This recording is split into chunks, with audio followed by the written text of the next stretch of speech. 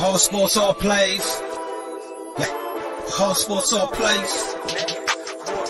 Whole sports all plays. 365, we making up plays. You talking the game, get you to the days. We're high in the court, the dime in the lane. Variety topics living the same. All presentation, sports information. In the airways, taking the nation. All sport, all plays, they working your faces. Grace up the field, so tie the laces. Whole sports all plays.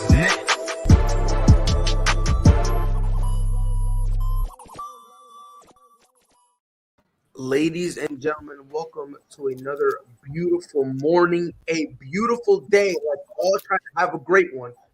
Welcome to another episode of ASAP in the Morning.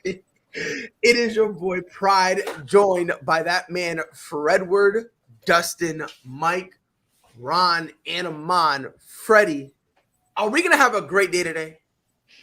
We had a great day yesterday. How are you We're guys not getting doing, into that. everybody? We're not getting into that. We're All not I'm getting saying- into that. Mike, notice how I didn't ask about yesterday. I'm just talking about today. But you know what, Freddie? Hey, Let's have a great day. We're gonna have a great day. hey, Pride, I got a question. You know, you call me Fred Word, okay, that's cool. But Yes, you sir. know, let's not act like your boy Mike, you didn't give him a new name yesterday. Why you didn't introduce him by his new name?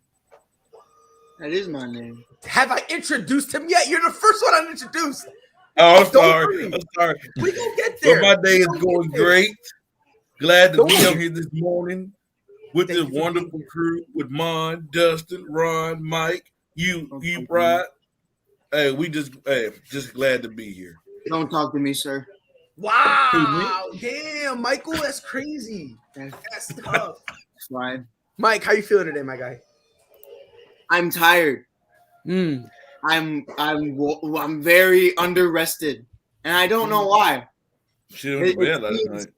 It seems to me that I should have went to bed last night. Yeah. 300 notifications in a span of 30 minutes kind of prevent that. But That's why you mute the chat. And to be fair, if you got like 300 plus, 100 of those are probably me putting out gifts and like instigating in any way I possibly can. that too, and I was like, his pride wasn't helping at all. But I was making things worse. 100%. Justin, how What are you you feeling today? talking about? I was playing football, playing Madden. He was getting cooked on rookie mode. Madden, No. Madden. Dustin, how you feeling? Good. Short, sweet, and to the point. That's why I love Dustin. That's why he's my guy. yeah, I like How you that feeling? because he doesn't message the chat at certain hours of the night. Because I mute the chat when I go to bed. Yeah, as you should. And that's why we call him the brain. High IQ plays. Amon, how you feeling? Doing well. Short, sweet, to the point. God damn it. No wonder I love you guys. Ron, it's been a minute. How you feeling? I'm gonna feel exquisite this morning. I'm happy to be on with you fellas. You said it's. I'm about to call you thesaurus. God damn. My man pulling it out. So we got a packed show for y'all today. We're gonna do a little bit of college football. Should they change their playoff format? NBA trade chatter and NFL coaches on the hot seat. But before we get to any of that, there has been a gentleman who has been taking a lot of backlash, which I think is the funniest thing on God's green earth. A voter who votes for the MVP, Hub Arkush, sounds like some dirty ass weed. Sounds like some Japanese food. Right, like he admitted he will not be voting for Aaron Rodgers for the MVP award. Me neither. He said Aaron Rodgers is a jerk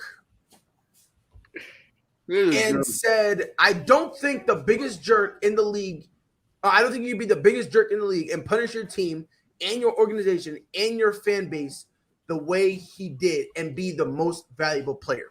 He goes on to say, quote, has he been the most valuable on the field? Yeah, you could make that argument, but I don't think he is as clearly as much more valuable than Jonathan Taylor or Cooper Kupp or even Tom Brady. So from where I sit, the rest of it is why is he from where I sit, the rest of it is why he's not gonna be my choice.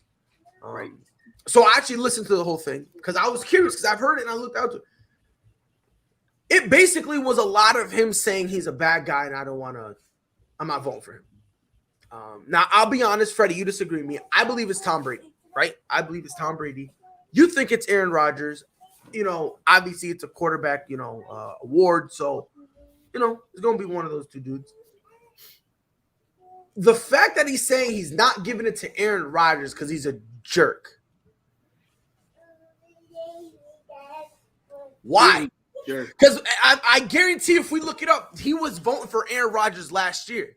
Mm-hmm. And let's be honest, Aaron Rodgers' entire career, let's be fair, he's been a jerk his entire career. Let's be honest. He talks stuff. But again, what quarterback is it? Let's be honest. It's more rare to see the nice guy. It's more rare to see an Andrew Luck, a guy who every time he gets hit, good hit. That's exactly what you said. Which quarterback isn't what specifically? A jerk.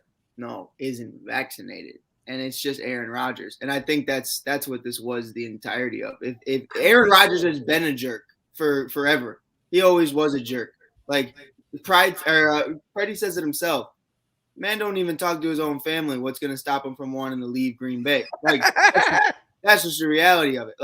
I ain't even going to flodge and act like I could do that. I couldn't do it, but he does it. So you have to look at it and then understand that he's been the same guy. The only difference is the vaccine situation. So I think dude just feels some type of way.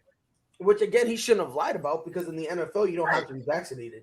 So that's kind of what kind of threw me for a loop. Freddie, this is your guy. And I've talked to Amon and Mike about this. I believe when it comes to voting, at this point, motherfuckers just be sensitive as shit. That's just kind of what it comes down to. You know what I mean? It's that one time that, Aaron Rodgers, he should have been, probably the voter wanted to ask him a question because he's with the Associated Press. Wanted to ask him a question. Aaron Rodgers didn't feel like it. He's probably going to take it out on him because of that. And again, Wentz and Cousins are also unvaccinated. No one's bothering them about it. No one. So, I just think it's to the point where, when he did the whole I'm immunized or whatever the case may be, maybe that's what people are using it for. But Freddie, like you said, you believe Aaron Rodgers is your guy. Do you think in spite of everything, in spite of how people have been trying to portray him and all that stuff, do you believe he'll get enough of the voters to vote unbiasedly and vote for him because he deserves it? I'm just going to take the sports aspect out of it, because everybody have their opinion, and it's fair if you're talking 100% sports. When you talk about the MVP conversation, I'm okay with this guy if he come out and say, I believe Jonathan Taylor or Cooper Kupp deserve it over Aaron Rodgers because the way that they played on the football field. I'm okay with that. But for you to take it out of that context and put it something personal off the field type stuff to judge him because of that, that's where it draws the line for me. If this man is playing football games and he's putting up the numbers to qualify to be in the MVP conversation, then that's what should get him in that conversation. It shouldn't be, because you're not vaccinated. It's because you have this certain behavior. It should be strictly on your play. And we've seen, especially when you come to the Hall of Fame, certain guys get judged on their personality, how they act, how they carry themselves. aka T.O. We've seen it with him. A great wide receiver, but they wanted to judge him based on his attitude, based on his behavior. Instead of that, we need to go back to judging them on the football field. Do you have the wins? Do you have the stats to back you up? Are you helping your team win? That's my problem. Like I said, if this guy would have came out and said, I believe somebody else deserved it because they played better than him this year, they had a better season, then I'd be okay with it because, everybody have their opinion. I just have a problem with it when it crosses the line into the personal side of it. That's my take on it. Yeah, 100%. And again, and by the way, you're missing the whole point. This isn't that we can't judge Aaron Rodgers. When it comes to the MVP award, that is a thing where Aaron Rodgers has been playing at a high level. Nobody said AB can't play football. Exactly. Right. Like no one, like if AB comes back to another team, I don't think he will, because I personally don't think he wants to. I think he's kind of done. But if he goes back, I'm pretty sure there'll be a couple teams who'll want him. Right. But they even said it in the Jets game. They're like, "Oh wow, AB had an amazing catch. He had an amazing breakaway. He got away from a tackle, and then he had a little moment. And no one took away from the fact that he had a great game up until that point. Like he was doing his thing, and then he just decided to be a crackhead, and that's what happened. Yeah. And that's what it was. I'm not even being rude. That's if Dustin, look at me kind of straight in my face and tell me, as a man from Illinois, that wasn't cracktivities. You took off. I'm not from Illinois. I'm from. You've been around the block. You've been watching Chicago sports for a very long time. Yeah. That's cracktivities. You took off your clothes and ran on the field. you know what it reminded me of? I don't know if y'all ever heard of the show. It's called Impractical Jokers. Yeah. This is the meme that's been going around. Like, And it said, they were like, not take over your clothes in retirement game. And then it shows AB running up. Yo, they've been memeing it. Yo, but I mean, I'm Freddie, I'm with you, man. Because it's like if you said, oh yeah, Jonathan Taylor is having a great year, Cooper Kupp. If you're gonna say like that, I'll listen to you. Once you start trying to make a football award based on do I like you or not, to me, right. and again, and Ron, I see you defending Aaron Rodgers in the comments, so let me direct this to you. If any guy comes out and says he's a bad guy, I'm not voting for him because I believe he's a bad guy. We got to get him out of here. Like we're gonna need to get a new guy in there, like, to be, because if I'm not mistaken, I believe there's 50 voters that vote for the MVP. If you're that petty and you're that childish, You shouldn't vote. you should not be able to vote, and we Or need at to least take don't you make out it and public. replace you. Or at least don't make it public. Yeah, exactly. Like if you want to keep a hush, whatever, because then we can't scrutinize you for it.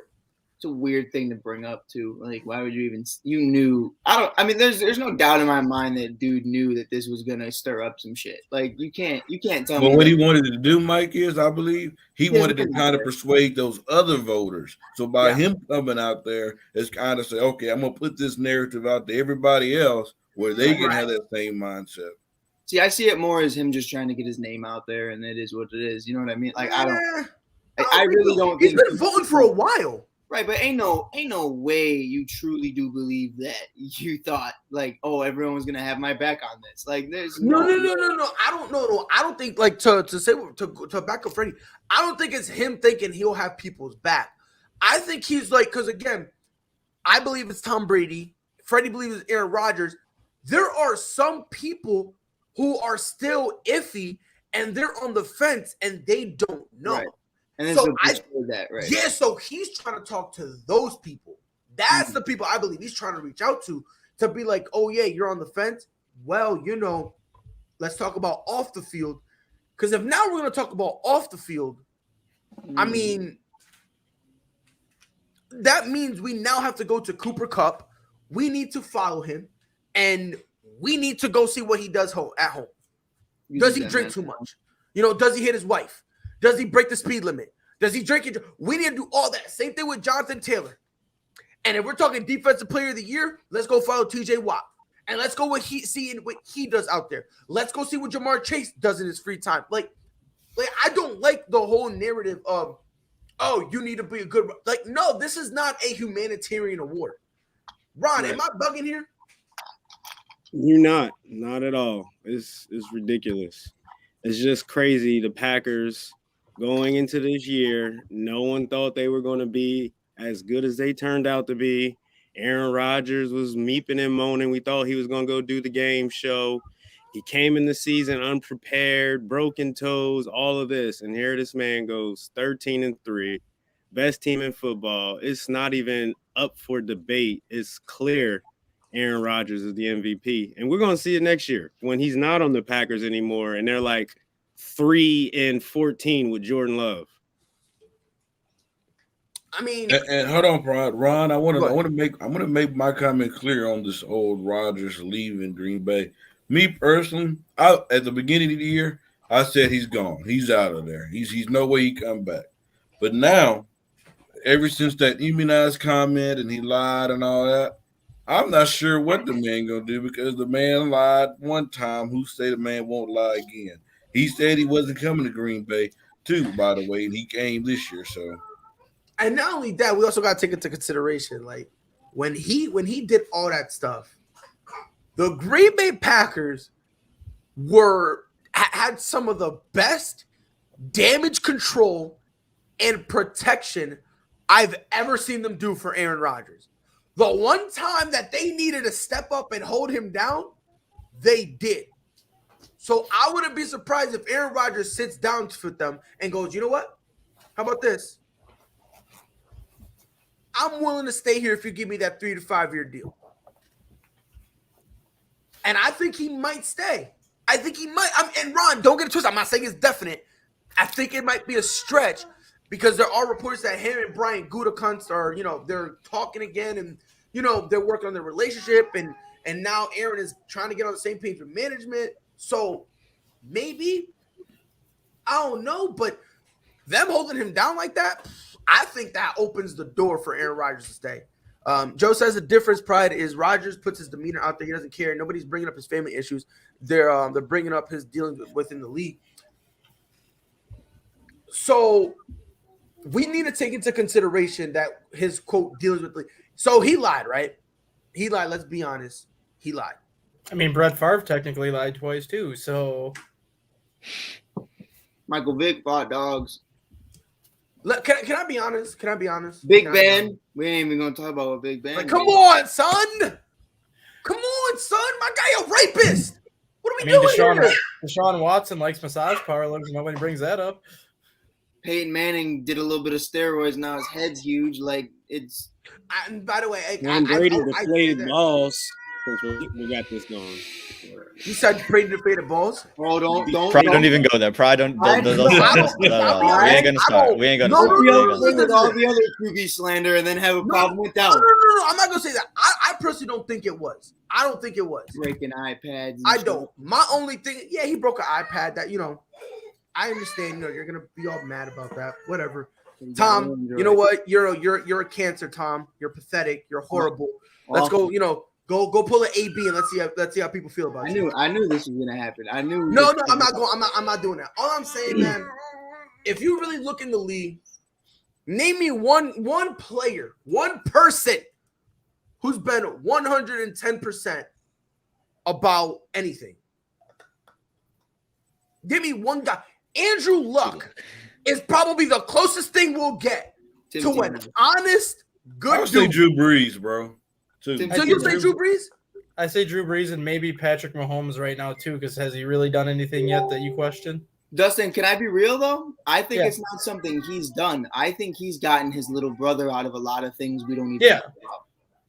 That's what I'm saying. A lot. No, that's what I'm saying. That's what I'm saying. Every player in the league is lying. And I want to say this. I want to say this real quick too. And Tebow never lied. Aaron Rodgers didn't lie to He definitely lied about not knowing Aaron Hernandez was a killer in Florida. Let's get it out the way. I need that 30 for 30. Go ahead, Freddie. Aaron Rodgers, let's just clarify this. Yes, Aaron Rodgers lied, okay? He did. But he didn't lie to the NFL. He lied to the media. So because the NFL knew he wasn't vaccinated because he came to him about this weird other way to get back for the vaccine or something like that. The Green Bay Packers knew he was not vaccinated the whole time. And you know what I think is funny? That this, even though this all came out, this man, I don't see him on the sideline still wearing a mask. Yeah, that's crazy. Media room, nothing. Yeah, I mean, it's like, so we can kind of tell, Brady, Rodgers, those guys right there have a lot more pull than a lot of other guys. Because if this was Kirk Cousins or if this is anybody else, we're killing him. Yeah. Let's be honest. And we're killing him and we're never letting it go. Right. If it's him, Tua Tagovailoa, if it's Mac Jones, if it's Teddy Bridgewater, Justin Fields, Trevor Lawrence, if it's anybody else, we're going and all you want, Mike. That boy can do no wrong. Who? That boy can do no wrong. Justin Fields? He's living life. The same dude who said, the game is slow, and the next week got lit up. Can do no wrong. It was a dirty hit, but all right, go off. Oh my god. Go So on. so hitting Justin Fields is dirty? Dude, it was not a dirty hit. Dude, if that would have happened to Mac Jones, you'd have a stroke on live TV. I don't want to see Well, that. Mac Jones didn't come out and say the game is slow. Yeah, you know why you can't say the game is slow when you're fat as shit. Oh, but we want to forget about the Mac Jones shirtless Alabama. Oh no, who forgot about it? Oh, let's not forget about it. Amon. Didn't I say when I saw that I low key wish he was my quarterback? Yeah, it's looked at Tom Brady 2.0. That picture. Come you know on. what I'm saying? Come on, do me a favor. Do me a favor. You remember that draft combine Smell- picture, Brady spinning around like? Bro, Hey, smell my Mike, you know coaching. what's funny about that? When Pride just said that, he just asked Mon, no disrespect what I'm about to say. Because I really love you and I really believe that you're going to bring a lot to this network. But how long have you been here? No.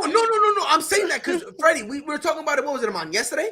Yeah, we're talking about that. Yeah, we were talking about it. That's what I'm saying. We were talking about it yesterday on the show, and we brought up that picture, and that's when I said, when I saw that picture, I was like, low-key, hope that's my dude. And me and Mon agreed because it was like, we see an unathletic dude. It makes us feel like, we low-key got Tom at a We get discount. sentimental, man. We're like, ooh. Yeah, it makes us reminisce about our old girl. You feel me? I dated a blue-eyed, blonde-haired chick, and all of a sudden I see another one. You know what I mean? But Mon is basically the same size as Mike. They're small. Like, if me and you was having that conversation, cool. What did you But say? Mon What did you say? you and Mon are basically the same. Y'all You said both I'm small. I'm small. Yeah, y'all both skinny. When compared to me, you're small. Yeah. Hey, defensive player of the year in Chicago, but hey, it's cool. You don't have to be big to be a defensive player of the That's year. cool. Hey, ask all the kids I gave CTE to, but that's cool. That's What cool. I'm saying is, And how compared many to me, concussions you've done got because of that? Hey, but What? Pride, how many of them remember me? Oh, probably none of them. You're what I'm saying foul. is, compared to me and Pride, They just you know their two are head hurts small. when they wake up in the morning, But Mike was like, I got a whole generation of ABs running around wild. Dude, I dog. swear to Stop God. playing with me. why are the crime rates so high in Chicago? Because Mike Hughes just made a bunch of ABs. Like, that's the only problem. Cracktivities are everywhere. Freddie. Oh man, what a So time, disappointed in you. So disappointed in you. bro. What I'm saying is, Mike, compared to me and Pride, you two are small. I mean, shoot, we have me and Pride are hefty. But Mike, hold on, Mike. No, because here's the thing. Because Freddie, when he hears you say We small, the same height, B. That's on you. but we're talking about weight. I hear you, bro. But all I'm saying, Mike, how tall are you? 5'9", my boy. I'm 5'10". What's up, big game Oh, James? don't pull that shit. Pride. This man not been preaching that he's 5'9" the last year and a half. What's up, big game James? Let's I carry ain't gonna on. hold you. Ever since I've been here, I've never heard you say 5'10". Ever. Swear to God, this is the first time I've ever heard you say 5'10".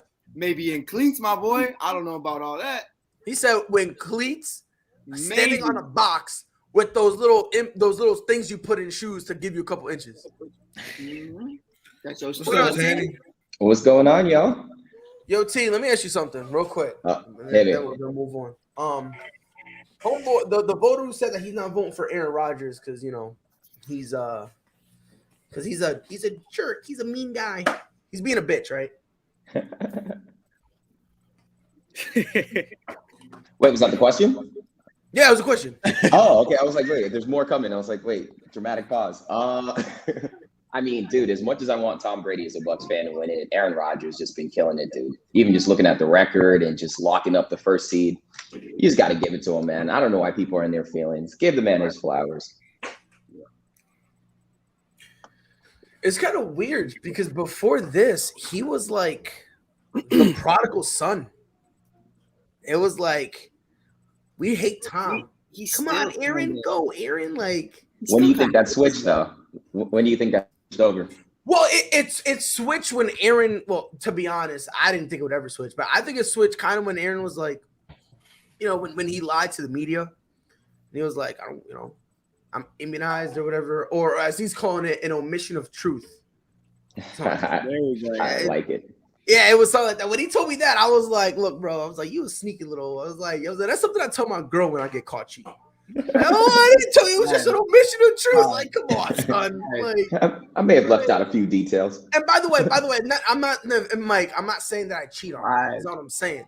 You feel me? Right. I'm just saying, if I were to, Say these that's things. what I would say.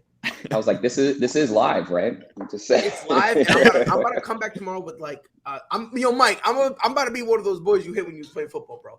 I'm about to be like, I'm gonna be slurring, bro. I'm gonna be like, oh, where am I? I'm about to be full blown. She might beat the bricks off me. Freddie, what else did I say I was gonna talk about before we got to the topics? I forgot. You know what we're gonna talk about. Let's talk. Oh, yes. I remember. Yes. So, Freddie. Let me pull up the chat last night so I can refresh my mind about what really happened in last night's Lakers game. Uh-oh. Give me 1 second before I can get to a text that happened 10 hours ago. Let me spend the next 15 minutes scrolling up, if that's okay. All right, take your time. We'll be It here. was nothing to do about basketball, by the way. But let's carry on. Oh my God. So, but Freddie, I would like you. I'm gonna give you the opportunity. I'm gonna give you the floor. Okay. Your Lakers, the Los Angeles Lakers, are on a 3-game winning streak. They are 7th in the West, over 500, with a whopping record of 20-19. Freddie, is there jelly?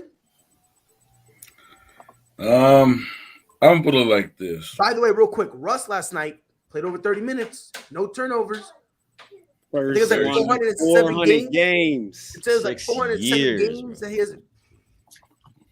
But I'm put it like this. Man, I'm not gonna say it's gelling, just yet. Because I do need to see them play. Like a Golden State, a Bucks, a Suns team, or Warriors team first. But normally early in the year we was losing these games. It feels good to see my team the healthiest that it's been all year. We're missing 2 guys. One guy who's one of our big guys in AD, and Kendrick Nunn, who haven't even touched the court at all this year. Can I ask, are you actually even like, it's like a genuine question. Like, are you even tripping about that? Because like tripping about like I understand like AD being gone is huge, but like, is Kendrick being gone huge? Because he's never even played a second. no, that's not huge at all. Right. Big, and the reason I say I don't think that's huge is because at best he's what, 8th? Right. Off And that, at in that best, he's rotation, averaging at best, what, like 9 to 10 points in this rotation? Like it's at best. And again, all this is saying this is the best he'll do. right. So like to me, it's like respectfully, like you got one guy missing, and then another guy that maybe you have something with, but probably not. That's just me, because I don't know. I just feel like, he was good in Miami, and he's a Chicago boy, so I got love for Kendrick always. But the same thing with Taylor is like, you are not the prodigal son that's going to come into LA and be the next face of the Lakers or be that guy. And that's why I think you see these guys struggle so much, is because you put them on this pedestal of being the next guy. Like in Miami, you thought this guy was going to be the next, the savior to Gordon Dragic. He's your next point guard. He wasn't, and he wasn't at the end of the day. But I was just curious because. Question, Ron, are you a Lakers fan? 1000%. Okay, so let me ask you something. Because Ron seemed sad when he said that. I've never asked anybody. I started thinking about Kobe. Go ahead, my bad. Okay. I just basically got cut off my debate. I was just going, and Mike just come. No, because you were trying to make a debate. I was asking a question. Yeah, no, I don't want to get yelled at because this isn't a debate. Well, I would just come to here saying my point. That here Mike ask a question, then hear you passing somebody else. That kind of hurt my feelings, low key. A lot of things, man. All right, Freddie. You know what, Freddie? You're right, Ron. Let's put a pin in it. I'm gonna come back to you, Freddie. The floor is yours. But like I said, I love the move to put LeBron at center. But one thing that it does kill us is the lack of rebounding. And last night I loved it when Frank Vogel decided to put Dwight Howard in there. Brought us that size, crashed the boards. Russ is playing a lot better.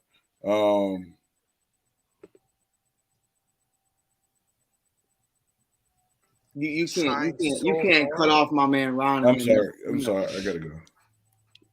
You gotta go, Freddie. Oh. I bet. Oh man. Ron. Kind of feels like the Lakers season, like everyone disappearing he went out periodically. did this year. Yeah, nah. So Ron, let me Anthony ask you Davis something. in a nutshell. Let me ask you something, Ron, because this is something that I kind of noticed, right?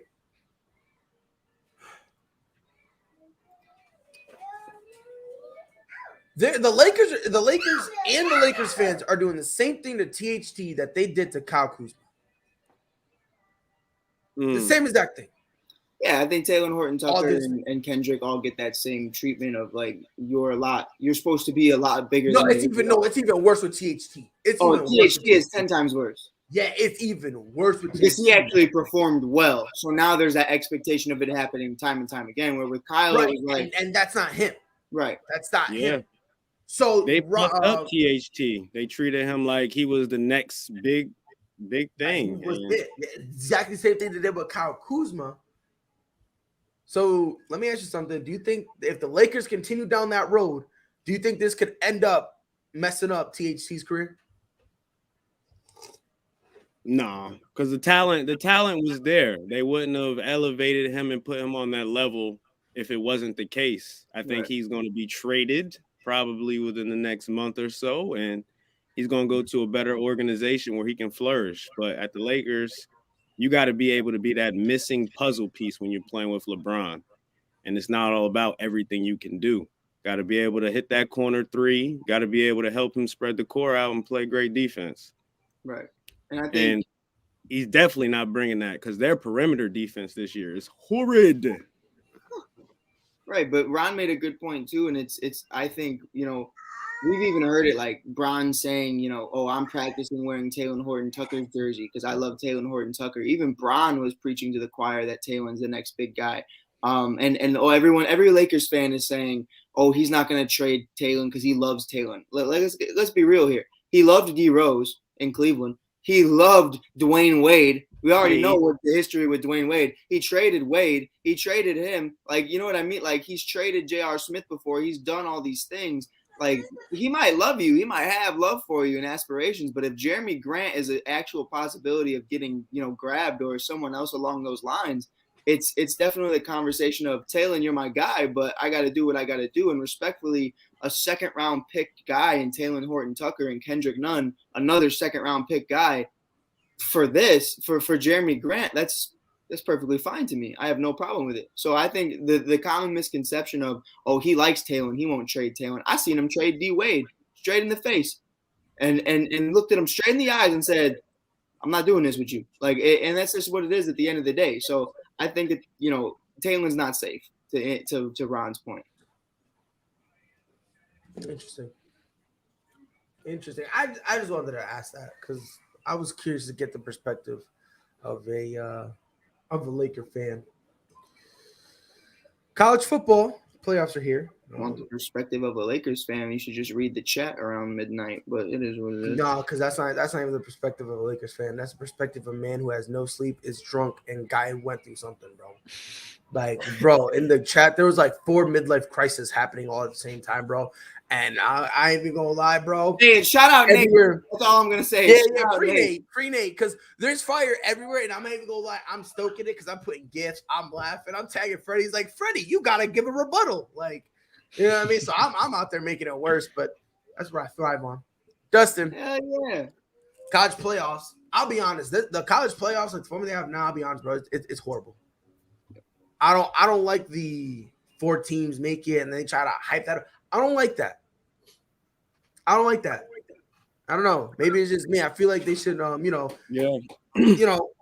lot of people have felt, they should go, with the FCS format. Do you agree? I hate the 4-team playoff because you're pretty much guaranteed every year to have Alabama or another SEC school in the national title game, which credit to them. I mean, they're heck of a program, but it does get old every single year saying the same couple teams always in the top 4. And the top 4 pretty much only gives you basically one chance. If you lose, if you're like Cincinnati, who earned their way to be number 4 this year, they get stuck playing Alabama right away, played a very good game against Alabama, and then they lose and they're done. Versus if they go to the FCS format that they do with the 24-team playoff, not only does Cincinnati have a first round bye, being the number 4 seed because the top 8 seeds have that first round bye, but there's a legitimate shot that Cincinnati can win 1 or 2 games beyond their first game, and there's a chance that Alabama or somebody else could get upset by somebody along the way, which really makes things interesting in how things would turn out. If you look at the FCS playoffs this year, Sam Houston State was the majority favorite to repeat as FCS champions, and they go and lose to, I want to say Montana State or South Dakota State at home, and everything just opened the door for so many teams at that point. All it takes when you do like a 24-team playoff like that is for one upset to happen any given time, and it changes the complete landscape of how things could end up. And I think that's what the FBS needs to do to give more of these teams a shot to make the national championship game, because I'm going to use the Big 12 as an example just because they're not as good as the SEC in some of the programs like that. You mean to tell me like a 1-loss Oklahoma team that might finish 8th or 9th in the nation couldn't beat like a number 2 ranked team in the country on a given Saturday? They easily could because they're good enough to do it. It's just the fact that if you have an undefeated Alabama and a 1-loss Georgia team, well, you know, both of them are going to get in the college football playoff. Then you're going to have the winner of the Big Ten championship game most likely get in the college football playoff. So the Big 12 is kind of on the outside looking in every single year. That's why expanding it to get more of these teams in there, you're going to have a lot more intriguing matchups, and then you're going to have more chances for upsets to happen where more teams can kind of get into that Final Four conversation and see what happens. Yeah. And by the way, how the process would work per the NCAA, it'll be 24 teams, 10 conference championships will receive automatic qualifications, with the remaining 14 best teams being selected by the championship committee. And then, like Dustin said, top 8 teams, you get a bye week. And obviously it's all seeded. This is where, honestly, I kind of enjoy. I like it because teams from the same conference will not be paired for the first round or second round games when both teams are playing their first games of the championship. So what that basically means is we're going to be seeing different matchups, which will make it exciting and more watchable. You know, like all I'm saying, bro, having only 4 teams, I don't know. I don't understand it, especially when the field is so there's hella teams, bro. You got 25, 25 teams you rank every week.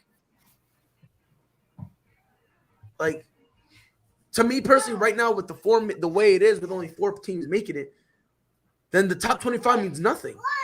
Mm-hmm. It kind of or come on, like am I looking at it weird? No, I think you're looking at it in a good way because again, the top 25, what does it really matter? You're looking at bowl games, right? That's the only thing that matters. Mm-hmm. And doing the FCS format, I guess, for the NCAA's perspective, it takes away their bowl games. But also it gives you an exciting month of football. What's the most exciting month of the year? It's March Madness, right? We talk about how that tournament is electric because anything can happen at any given point. You have the same opportunity to do that with football, which we know can get bigger and better ratings than a basketball tournament. We know that, right? NFL playoffs versus NBA playoffs. It's not really a competition. If you do this here, if you open this up, now you get all these teams flooding in and you get a month of, end of December, January of just straight action. And it becomes this whole frenzy. And now everybody's involved in it. Again, to your point, the top 25 now is just, okay, who's going to play in the Mayo Bowl? Do I care about the Mayo Bowl? UNC played in the Mayo Bowl. I'm going to UNC. I didn't watch the Mayo Bowl, right? Like I literally have my acceptance letter from Chapel Hill. I don't watch the Mayo Bowl. I'll watch the Cotton Bowl, right? Because that's the semifinal game. So if you open everything up, you get more viewership and you get this whole month of amazing football. I just think it makes so much more sense. I got 2 disagreeable points. Wait, hold on. What'd you say, Ron? I got 2 disagreeing points. Okay, go ahead. If we were to go this way, it's going to, without a doubt, take away from the validity of the season as a whole. Just like how you brought up the basketball example, like no one pays attention to the whole entire year. Now it's college football. We're still going to come out, tailgate, and put on for our teams. However, it's still going to be like the everyone's invited invitational. Your favorite team, the Ohio States, is going to make it every year. Michigan State is going to be a bunch of schools that's just always in there, and it's going to be like, okay, we don't have to pay attention to the season because we're going to get our spot. And then it's 5 rounds. Are we sure that's not too much for these players who are worried about their careers afterwards? 5 extra rounds. I hear you, but at the age of what? If they can't hold on, if you can handle 5 extra rounds, then the NFL is going to destroy. I'm not even looking at it like that. I'm looking at it as 15 extra games through your minimum 3-year career as a college athlete. Right. That's a whole extra season we're putting on these boys. You might see a lot more seniors not participate in that. Just they don't participate anyway. No, but you know what I mean? Like, it's the conversation of if you're entering the draft, there's a chance that you might not want to go 5 rounds in at the very end of a long season. But I think to Aman's point, what I loved about what he said was, what is the most important and what is the most fun and entertaining part of the season? And to Aman's point, the majority of these teams that aren't in this top 10, it's week 1. It's not even March Madness. Because once they lose the first 2 weeks, you're out of March Madness. And that's the problem is, you can't lose. You can't tell me you went 13-2 and missed the playoffs. Like that's insane. Say that. That's insane to me. Like, and I'm not here because I'm a Clemson Tigers fan and I'm tight. They're dog water. They're awful. And I'm not going to hold them that they're not. Dabo, fix your shit. Like Uwe Ungalale, or however you say his name. This season was longer than that boy's birth certificate. Like, it was awful. But it's to the conversation to where, you still only lost like 2-3 games and you weren't even close to getting back into the playoffs because there's teams out there that go undefeated. There's teams out there that only lose 1. And that's, to me, is where you lose so many fans and so many viewers is, and not to say that you have to make the playoffs, but there needs to be a different system within that because you can't tell me you lost 2 games and don't deserve a shot.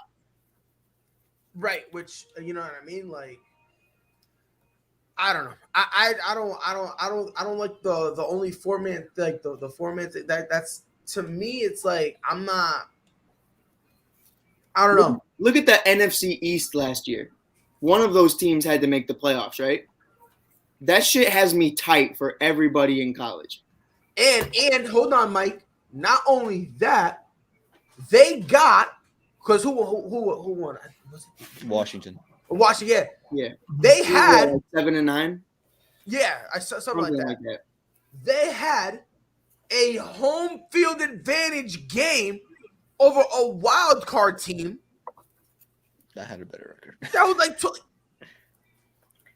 That's what I'm talking about, bro. It's like what if in the professional league you can go 7-9 and have home field advantage? You're telling me I can't go 13-2 and make a bowl game?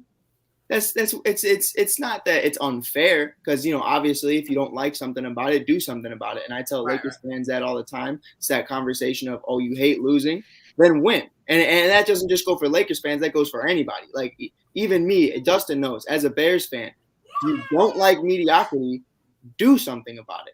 And until you do something about it, shut up. Like, just don't talk about it because it's the conversation of you're the reason you're in this position. You're the reason that you drafted Mitchell Trubisky, Jay Cutler, all these other individuals. So I can't feel sorry for you. But to the point of college football, we can have a conversation to where it's not these guys' faults that these are the rules. And it's, to me, it's not that it needs to be changed so, everybody gets a participation award and not everybody deserves a bowl game. Because me and Pride and Aman were already talking about it yesterday.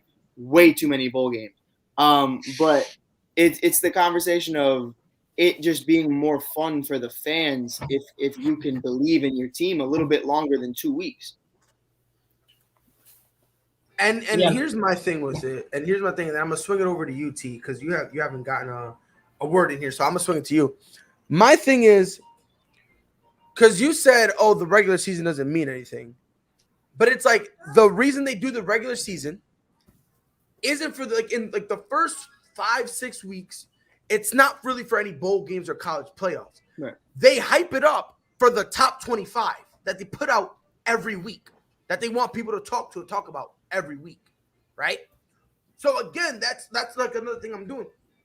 If it's just that, if you're only gonna do 4 teams, do a top 7 then. That's it. Do the 4 teams that are gonna make it. And then, then that one team that's an outlier, and then a couple teams who could potentially sneak in. What's the point of doing 25?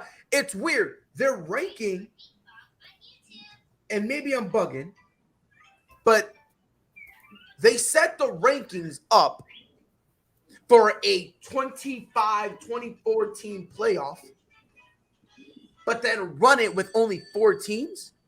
Like, if I'm bugging, let me know, but I'm just getting a whole bunch of mixed signals from the NCAA committee, and it's confusing me.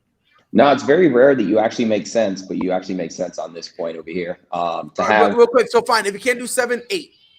No, honestly, I think using the FCS system actually makes sense. I was listening to the points that you guys had, and I think putting those extra games, although a drawback, I think it'll definitely help people, one, pay attention more to the regular season and actually care about the rankings as opposed to just getting in that top 4. And dude, I know I predicted it before, but watching that game, Alabama against Cincinnati, I was just like, oh my gosh, this is brutal, dude. I almost cried halfway through. I couldn't watch it anymore. But I think including more teams will actually make it a lot more entertaining than just watching those top 4, well, quote unquote, top 4 teams in the nation go at it. And to that point about the risk, you talk about the NIL money now, right? Those players are getting some compensation. I know it's not on the same level and it's not through college, but at least there's some compensation being brought in. So there is extra incentive to maybe play those games because you can make a name for yourself in the tournament. And we also need to take into consideration, like, to say, oh, is someone going to risk this? That are they going to risk it? And, to go through here, I don't know. Because a lot of guys make their name through the playoffs. A lot of guys. Are you talking about like injuries to the top talent? Is what you're talking about? Well, yeah, because that's the argument that Roe brought up, and that's the argument that a lot of people, are bringing up. Well, if you compare it to like the rest of everyone else, you're talking about the top tier talent, but like you were saying, like everyone else that needs to make a name for themselves. You know what I mean? That's the majority of everyone else. So I think they far outweigh the couple people that might not want to get nicked up. Like, and here's just my thing. And here's just my thing when it comes to it. Again, if we're going to look at it, why have a top 25 if only 4 teams make it?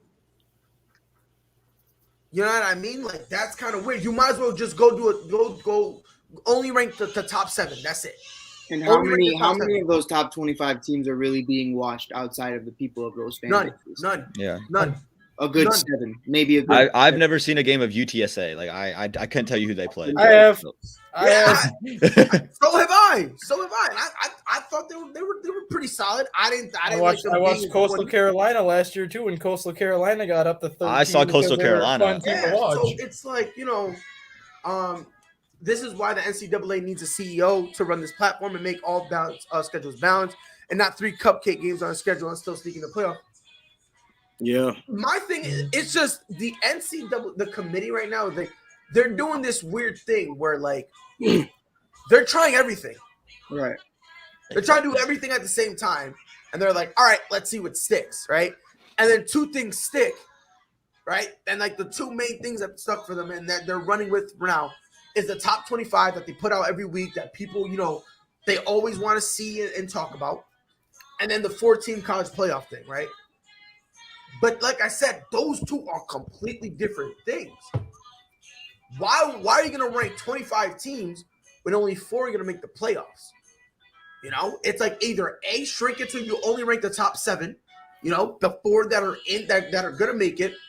The 5th is the outlier. And then and then 2 more teams that could potentially sneak in as well. Yeah, and I know I put this in the private chat what the matchups would be, but obviously the ones watching us can't see what the matchups would be if there was like that top 24 format. But you would have matchups like Oklahoma State versus UTSA, Utah versus Texas A&M, Michigan State versus Arkansas, BYU versus Houston, which would be an intriguing game, Pittsburgh versus Wake Forest, Oklahoma versus Clemson, Oregon versus NC State, and Louisiana versus Iowa. There's a lot of upsets that you can see out of those 8 games, which could obviously alter how that second round would go, and then beyond that, heading into that Final Four the last 2 weeks. Right. Yeah, look, and like I said, I don't know, man. The committee's weird.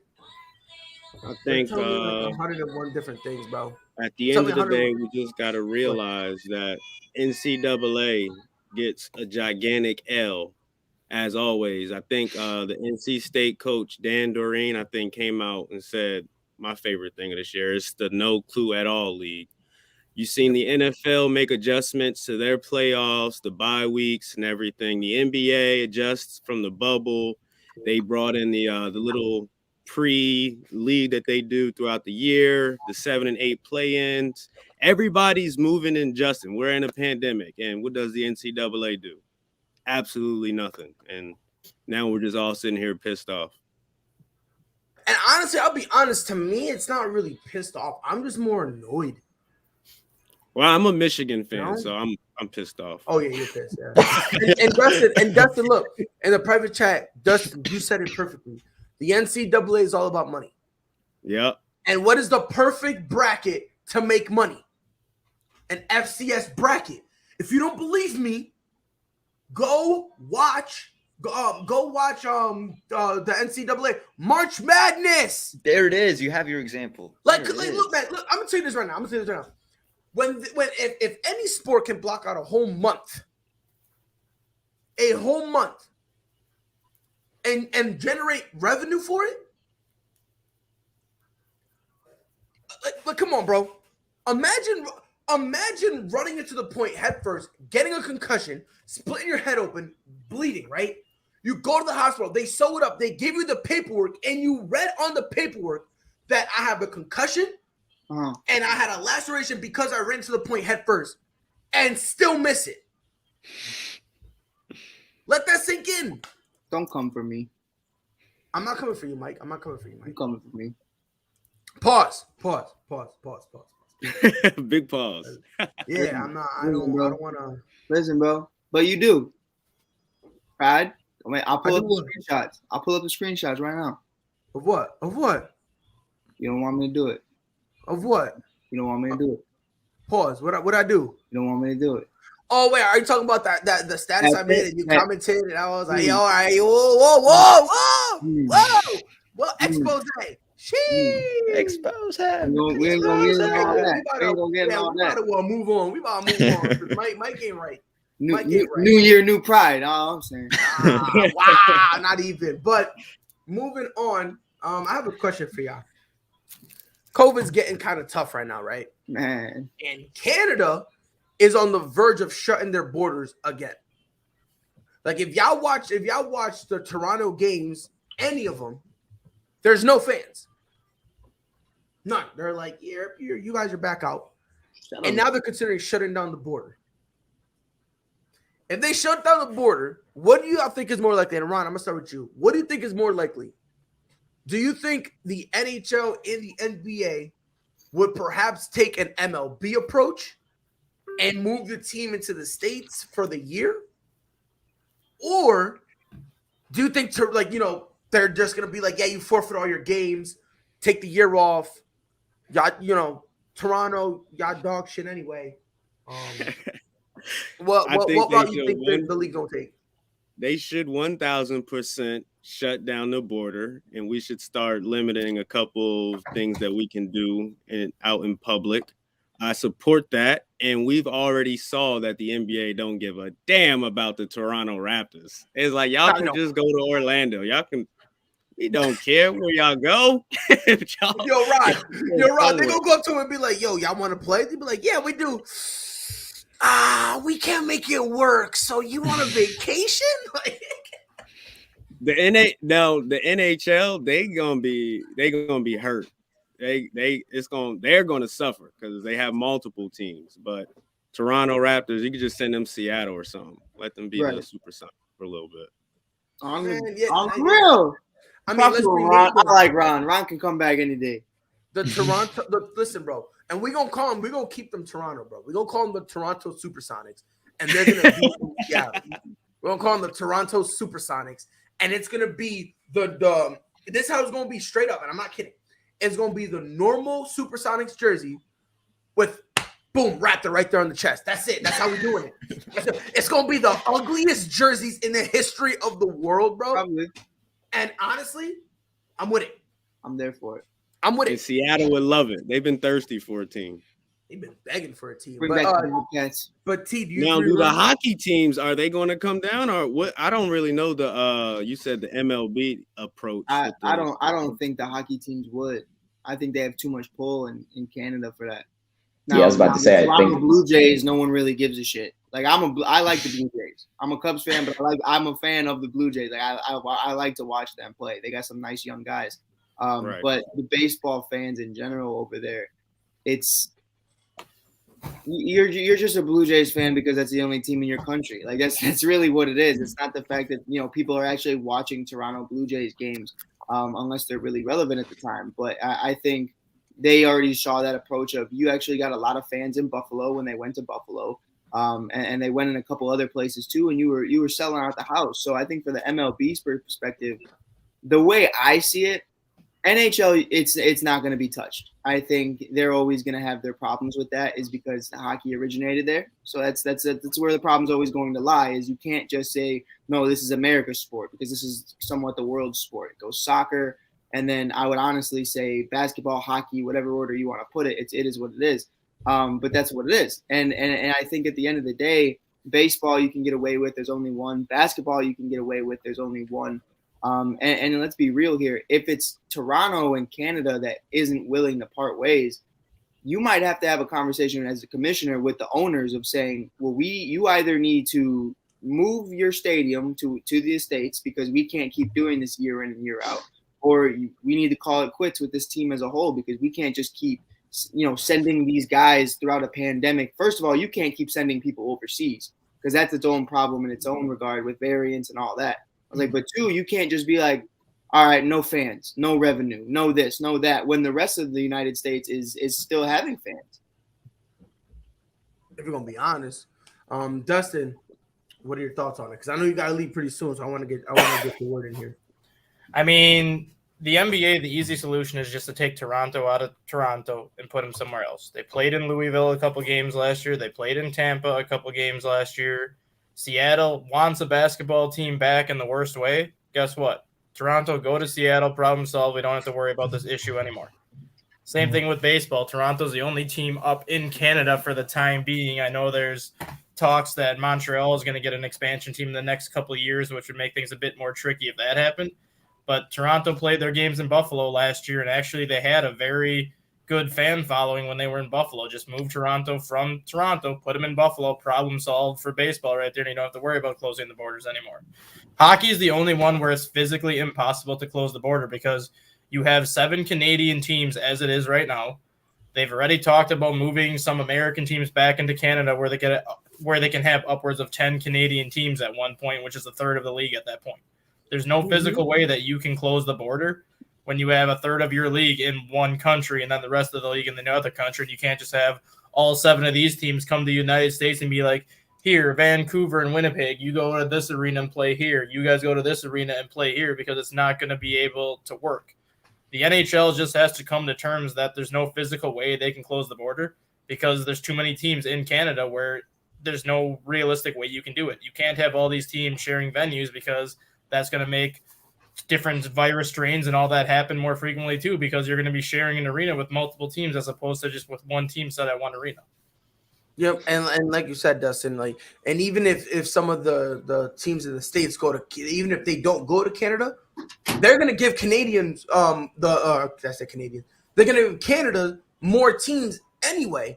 So even if in the United States they don't move, it's still going to be about a third of the league. And here's the thing: and with them still being some top quality teams in Canada, if you shut down the border, then the NHL basically is going to forfeit the season. Right. That's going to be a conversation they're going to need to have, which it's wild, bro. Like all this stuff doesn't even sound real. Can't they go to a bubble? Was that plausible? Money would you be willing to do though for the bubble if it's only 2-3 teams? Because to Ron's point, if you do it, here's the tricky part: what state are you going to do it in? And the other tricky part is too, if you go with the bubble, you have to scrap the rest of the schedule this season and basically redo everybody's schedule for all 32 teams to make sure they fit in this bubble. Otherwise, some teams might play 82 games, some teams might play 70, some teams might play 60. Then how are you going to determine who goes into the playoffs? Because the NHL is based off of the point system, not the actual wins and losses. Right. So if a team that plays 82 games has 75 points, but a team that plays 68 games has 73 points, the team that has the 75 points gets in, even though that other team was 14 games short because they weren't able to figure out how to do the bubble schedule. And I think that's why the bubble worked the first time, was because it was 8 games of the regular season for just the guys who weren't already in the playoffs, and then it was just the playoffs. But now it's like we're still so early on, even though we're a few months in, we still have 40, 50 plus games left of this season, not counting the playoffs. Like, that's a lot of games, and that's a long time of just being in a hotel room. Yeah, and the NHL already said they're canceling the Olympics for the American hockey players, and that 3-week Olympic break that everyone was supposed to have, that 3-week break is now making up all the postponed games they've had in the last month. So instead of having 3 weeks off from competition, they don't have that 3 weeks off anymore. Now that's used to fill in the games that have been postponed over the last month. Right, which is wild, bro. T, I'm gonna put a cap on your head, bro. Let's say Toronto. Let's say the border shuts down, and say Toronto, they make a whole song and dance, and say, "Look, we're gonna play, but we want it on our terms, whatever." If you're the league, what stipulations do you put on Toronto? Because somebody here made the point that the whole back and forth thing, like, I never understood why we had a team in Canada to begin with. I never understood that. I really never did. Because it's just one. It's just one. You know what I mean? Like in Canada, when you have multiple, so I get it. Like, the league be acting like Canada is like the size of like Maine or Rhode Island. Like, gee, that thing is massive for one team. So you used to have 2. I don't even think 2 really make that much of a difference, because Canada is just for no reason whatsoever. But T, let me ask you something. If you're the league and the border, let's say the border's about to shut down, and matter of fact, we'll throw this into hockey too. Do you force any team, either NHL or the NBA, do you force any team to move into the States? Damn, force is such a strong term, but I mean, at the end of the day, if they want to continue to play the season, I think more so NBA, because NHL, like you guys said, is such a pull in Canada. I don't see how you do that, or any type of bubble situation just doesn't work. NBA was fortunate when they did that bubble because they were so close to the postseason. Right. But as far as the NBA, though, yeah, I mean, they're just the Raptors. I feel terrible saying that. But you can put them anywhere in the U.S., bro. Just move them down here. It shouldn't be a headache. That's the easy one. So the NBA kind of has it easy. But honestly, listening to everybody, I don't see how the NHL does it. But I could see him just canceling the season, bro.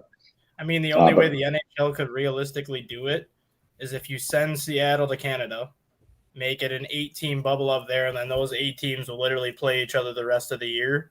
And then the remaining 24 teams in the U.S. put them in 3 8-team conferences again, and just be like, this is who you play the rest of the year. This is who you play the rest of the year. This is who you play the rest of the year. We'll figure out the postseason after the games are done. Just seems so messy, though, to be able to split them up like that. I mean, they're split up like that right now, though, because they have 4 divisions of 8 right now. So it's really, you wouldn't really have to do much moving. The only kind of difference you would have is Seattle going north, and then a couple teams just shuffling from the Pacific to like the Central. Maybe that. I know, but the thing is like the difference with that is like now you're only playing those 8 teams. That's what they did last year for the NHL, though. And let's be honest, who was a fan of it? Nobody was a fan of it, but it worked for them. That's what I'm saying. They might not have a choice. They might have to go back to that strategy if need be, just because it worked for them. It did work, but I don't know. Me personally, I think that'll be. I don't think that's a good idea. I don't either. But I mean, but again, what else can they do? They're in a situation where they really have no. And if you look at it too, unlike every other sport, NHL is filled with foreign players from Europe and from all over the place that go to Europe in their off season, so they're more likely to bring back a different variant than people that live in the United States all year, that live in Canada all year. Like NHL is so like, yes, the NBA has players from like overseas and everything too, but a lot of those NBA players don't go back to their overseas houses during the offseason because now they have like their locations in the US. I'd be willing to bet that probably 60 to 70% of NHL players still go to their overseas residence during the offseason just because they're so used to living in Europe. They're so used to living in Russia that it makes sense for them to go back there. And that's kind of where the NHL runs into this issue because so many people are going to different sides of the globe during the offseason that once everybody comes back at the same time, you don't know who's been exposed to what and for how long, and it just creates a mess when you get to this point in the season like it is right now. Yeah. Aman, how you feel about it? I mean, I think everyone hit it on the head. With the NHL, it's just so tricky. They're so messy. They're really – Justin, he came up with the best thing that we can do, right? But even then, you're sitting here like, man, does that even work? And then in the NBA, you got one team. You got Toronto. Just come down to Seattle. And I think the way they could force, in quotation marks, the NBA says, here is your bottom line here in Toronto. Here's your potential bottom line in Seattle. And I guarantee you their bottom line in Seattle would probably be higher than what it is in Toronto at the moment. So the way that they could force Toronto to come down here and say, look, you're 50% of the fans in here. You're losing revenue. Come to Seattle. They want a team. The fan base is there, and you can just come in and merge. That's the way I think Toronto comes down into the NBA. But when you talk about the NHL, they're just, again, almost a third of the league is up there in Canada. A lot of the players are overseas. It's just a tricky situation, and I don't know how the NHL are going to deal with it. Yeah, it's going to be very interesting. Thank God I don't have to deal with it. Seriously, thank God. Above all pay grades. Yeah, bro, I'm glad. Moving on to the NFL. Obviously, we know certain coaches are on the hot seat, right? Mike Zimmer, Matt Nagy, who, hell yeah, according to rumors, and Mike, I promise I'm gonna give you this opportunity. It's been reported that he's been told he's not coming back. He gone. Yeah. So I hope he was gone in week 9. When those rumors first came out, when those rumors first came out around Thanksgiving that might be his last game, and all of a sudden they beat the Lions, he was gone at that point. They just weren't going to make it official till now. I think week 2, when Fields got sacked 9 times in his first career start, I looked at the front office and I said, "Fix this shit." Yeah. But no, I thought where he messed up, he didn't want to start. You know when you were a kid, Pride, and you told a kid that you didn't want to play with him, so he broke your toy and then walked away? That's what this motherfucker tried to do. He tried taking my boy's leg. And you're right, he tried so hard. And now in his defense, at least in his defense right away, he said Andy Dalton was going to start, so he wanted to keep Justin Fields in a nice shiny case right away. But then he's like, "Oh, now I got to break the new toy." Right, but the thing is, and now look we're going into the final week of the season. Justin has an ankle injury. Justin has a hand injury. Justin's ribs hurt. Justin's head probably hurts, and you're starting him. I know some fuck shit's gonna happen this week. I just feel it in my soul, and I know it, and it's gonna be the worst feeling in the world because he's leaving anyways, and he could screw this kid over, and that's its own debacle. That's funny. All right, so here's what I'm about to do. I'm gonna play a game with you guys. Hey, we had a good game on ASAP Vibes last night. Oh, that game was great. Y'all gotta check that one out. Pride had a nice little game. Thank you. Games have been. Man, they've been all right. I mean, they've been top 10, arguably top 5, right? Right, Pride? Oh, Ryan. I'm not starting. No. Listen, Ryan Fitzpatrick of games. Yes, listen. And I'm gonna say this right now. I'm a Ryan Fitzpatrick fanboy, and I'll take that motherfucker for a game. For one game? He took Fitzpatrick over Joe Burrow for one game. For one game? Fuck yeah. Wait, what? For one game? Oh, yeah. No. Wait. Oh, yeah. What? Oh yeah. This is what I was about to let you get away scot-free today, and you gonna say something like that. Look here, T. No, I don't want to hear nothing. I don't want to hear nothing. You almost made a whole show without me talking. Oh my god. Yeah, listen, for one game, they don't call him Fitzmagic for nothing, brother. They do. Though. They don't call Fitz tragic for nothing either, bro. Do you No. Joe Fitz tragic was made by haters who just cannot accept the fact that there are times that this man steps up. There are times he steps up. The name Or the time he misses the step as well. The name that what? Fitzmagic was made by white men like me with beards who just love watching the guy go. That's a lie. That's a lie. It was given to him. It was given to him. No, it was given to him by a slumlord. Because there was which one was it? I think it was when he was in Miami. He came out. He had the shirt open. He had the Cuban link and all that. When I saw that, no, I swear to God, when I saw that's when I fell in love with him. I said, "Fuck it, I want." You talking about that interview with Sean Jackson when he stole his? Yeah, Everything, and I was like, "Yo, if you just take a picture," and I showed it to a casual, they're like, "Oh yeah, yo, he's a top 5 quarterback all time just because of the way he looks, bro." Dude, he looked like Conor McGregor on the way to UFC fight. Like, yes, 100%, bro. Like he's an un-Irish Conor McGregor. Like no cap, bro. Like that's how he looked. But no cap, bro. For one game, I like Fitzmagic. I do. Dude, we had him in Tampa. He'll throw like 4 touchdowns, but he'll also throw 4 picks with them. He was like a sporadic Jameis Winston, I guess. Would be the best he was a smart Jameis Winston. At least his interceptions didn't look bad. Jameis Winston's interceptions look bad. Nah, some of Jameis could say he couldn't see. Like Fitzpatrick. No, I don't want to hear it because he got LASIK. Hold on. He had LASIK and he had one good game, and the next week went back to normal Jameis. What do you mean, bro? The LASIK helped him for a week. It was a valid. It wore off. He needs his money back. He needs his money back. Oh, but so I'm gonna name some head coaches. Like I'm gonna name a team and their head coach. And I want y'all to tell me whether or not you believe they're on the hot seat or not. Right? And I'm not going through everyone. I'm going through a couple. I almost said Matt Nagy, but he doesn't even have a seat at this point. But let me start with it. Minnesota Vikings. Dustin, I'm starting with you. Mike Zimmer. Gone mainly because of the comments he made about Kellen Mond after the game on Sunday. Yeah. Okay. I mean, you drafted the guy in the 3rd round. You knew he wasn't going to be ready to start this year, but for you to come out and when the reporter asks you if Kellen Mond is going to start over Sean Mannion next week, if Cousins is not healthy, and your response is, I hope he doesn't. And then when they ask you why, you basically say, I see him every day in practice and he's not very good. Well, whose fault is it that he's not very good? You're not giving him the reps to improve. He's a rookie that you thought could possibly replace Kirk Cousins. What do you need to do to at least see if he's your future? Because if he's not your future, now is the time to find out before you lose Cousins and then you're stuck with him.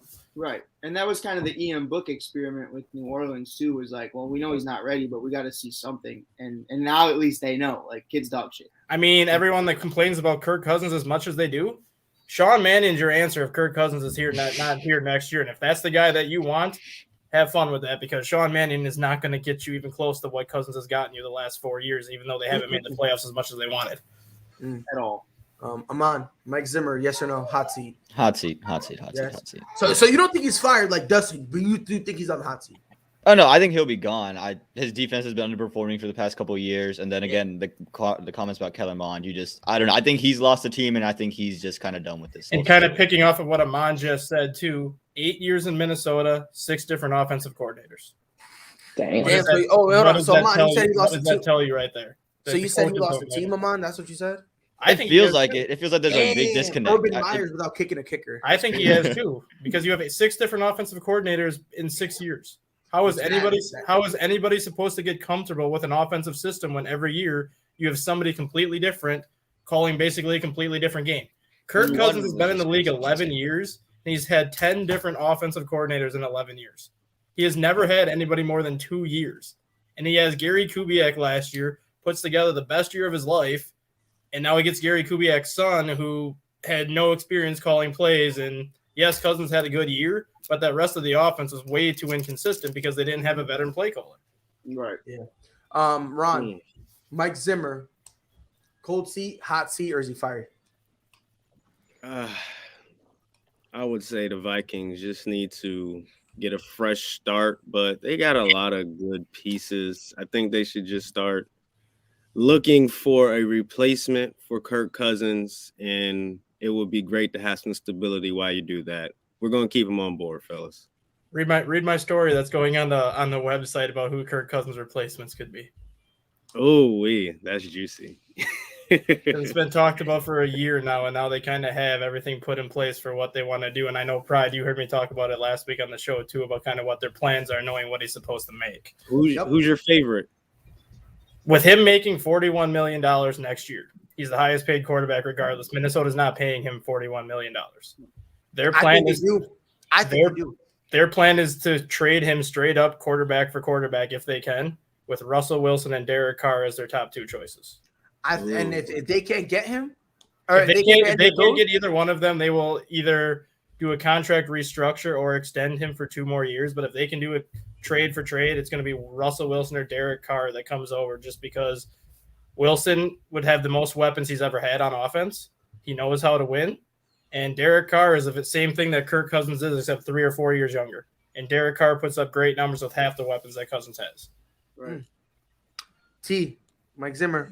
Hot seat. Damn, dude. I honestly didn't even hear about those Kellen Mond comments that he had. So I saw it, but I thought it was clickbait. Swear to God, I thought it was clickbait. See, I saw it live on TV, and I was just kind of, because I was watching the post game, and I was just kind of like, oh, like I wasn't even like, you're not consciously listening, but you could hear.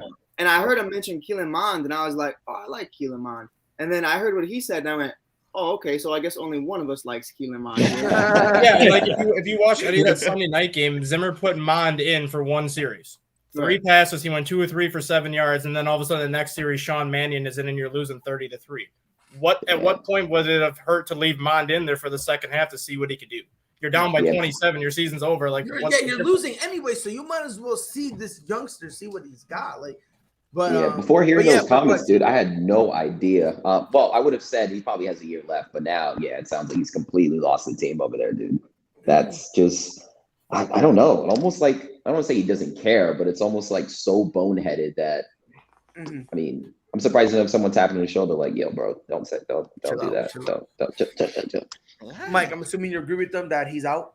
He's dog shit. Yeah, and I'm not gonna hold it like that, because at the end of the day, who's been since 2014, since he got hired, who's been the top defense in the NFC North? Now, this man was a defensive coordinator coming in, a defensive-minded guy. It still is, with 4 different defensive coordinators, and 4 different rosters of different people. It was still the Chicago Bears, and then Green Bay at 2, and that wasn't even really saying anything. So you've been here since 2014. You have 3 playoff appearances, 15, 17, and 19. 2, and I believe 1 actual win throughout all of those games, because you won 1 division game. I believe that was 17. And then they beat the Saints in 19 at New Orleans too, because that was that miracle throw, right? Right. So you win the first round That's cool. You always win the division game. That is what it is. But at the end of the day, we're firing Matt Nagy for the same exact thing. So I have to keep that same energy, and I have to understand it's worse than Matt Nagy, in my opinion, because Kirk Cousins is not just a normal quarterback. Now, I hate the Vikings fans that go off and say he's a top 10 quarterback in this league. I'm like, well, come on, bro. Like, I don't know about all that, but he's very productive. He can win you games. And I think at the end of the day, you have Justin Jefferson, you have Adam Thielen, you have Dalvin Cook, you have Ham, you have Madison. You have a bunch of guys on this offense that can get it done. And the defense is pretty decent. And you let guys, not being biased, but I'm just saying, you let guys like Mike Hughes walk, and then you see what he's doing in Kansas City, and then you wonder why you have no secondary. And I'm like, you let him go. Why are you drafting this kid if you're not going to utilize him? Matt Nagy has the same problem. Kellen Mond, why did you draft him in the 3rd round and then talk shit about him when you probably could have got him in the 4th or 5th round? And I think I don't think Chicago's a little worse, because the problem is we don't have Justin Jefferson, Dalvin Cook, and Adam Thielen, and Kirk Cousins, who made a Pro Bowl. So it's like, what are you doing? And to Dustin's point, it reminds me a lot of a poor man's Lovie Smith when it comes to continuously just firing your OCs. Like, Jay Cutler had 7 different offensive coordinators in his time as a member of the Chicago Bears. And a lot of it's on Jay, but a lot of it's of what you're building and the chemistry you're building and what you're trying to bring in as a game plan. You're trying to build off of the year before, but you can't build off anything if everything's starting from scratch every single year. So to me, Zimmer screws his offense over year in and year out by doing what he does. And he screws his defense over just because oh, I'm a defensive coordinator. That doesn't mean you're a good defensive coach. Like, that's just what it is. And I think this guy deserves to lose his job. Okay, interesting. I'll be honest with you. I don't think he will if Kirk Cousins stays. I think if Kirk Cousins stays, he'll probably try to run it back one more year. Who would take Kirk? That $40 million. There's nobody that's going to take him at $41 million. That's the biggest problem right there. You need to do like a sign and trade, or you need to do something. Right. No, that contract is not that bad because he's performing. He's performing, yeah, but that's what I'm saying. So you're getting a guy who, now is he good? Is he a Tom Brady? Is he an Aaron Rodgers? Patrick Mahomes? No. But you're still, again, are you paying a little bit too much? Sure, but you're still getting a guy that, you know what I mean? Like in that same ballpark of money as Jimmy Garoppolo. Now, when you have the money that they do, though, if you're Washington, do you do a reunion? Football team? Yeah. No. See, I'm a Minnesota fan, and I was one of the hard ones when Cousins came there, and I'm a lot more respected of what Cousins has done. But no team in NFL history has ever won the Super Bowl when your quarterback makes more than 16% of your team's salary cap. Right. Kirk Cousins is going to be sitting at 22% of his team's salary cap next year. So if he was at 10%, are they still winning the Super Bowl? No, I'm not saying that. But if he takes a pay cut and gets like under that 16% threshold, it gives that team more financial flexibility to add the pieces that they need to fill, like offensive line, secondary, get another pass rusher to pair alongside Danielle Hunter. Like all the pieces that Minnesota needs can only happen if you trade Kirk Cousins and get somebody cheaper, because Wilson's making $24 million, Derek Carr's making $23 million, or if you can get Cousins to restructure that deal to get under that 15% threshold, which would put him, I think, at 21 or 22 million is where he would have to be to get under that 15%. And if he can do that to save Minnesota all that money to help the team, get better around, then yes, he stays. But he's not going to take a $20 million pay cut. So question: how much of the percentage does he make of the team salary? Right now, he's making, I believe, 19%. And once he goes up, he gets to that 41 million next year, he goes to 22% because the salary cap is at like 200. So next year, Kirk is getting paid. So next year it'll be 22%. I hope he renegotiates and let's bump that up to 25. Let's get it.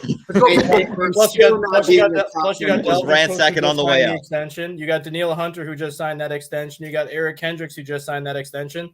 Those four players right there are going to make up 45% of that team's salary cap. And I hope they get together and they go and steal. That's kind of why I don't see Cousins coming back in any scenario, because they need to get cheaper at quarterback. I'm not saying get worse, but they need to get cheaper where they have that extra 15 to 20 million to play with, so they can divvy it out to the defense, to the offensive line, and build the pieces that they need to rebuild. Right. And I just want to shake Kirk Cousins' hand, Kirk Cousins' agent's hand. I just want to shake his hand. No doubt. Like you look at it, Patrick Mahomes next year is making $29 million.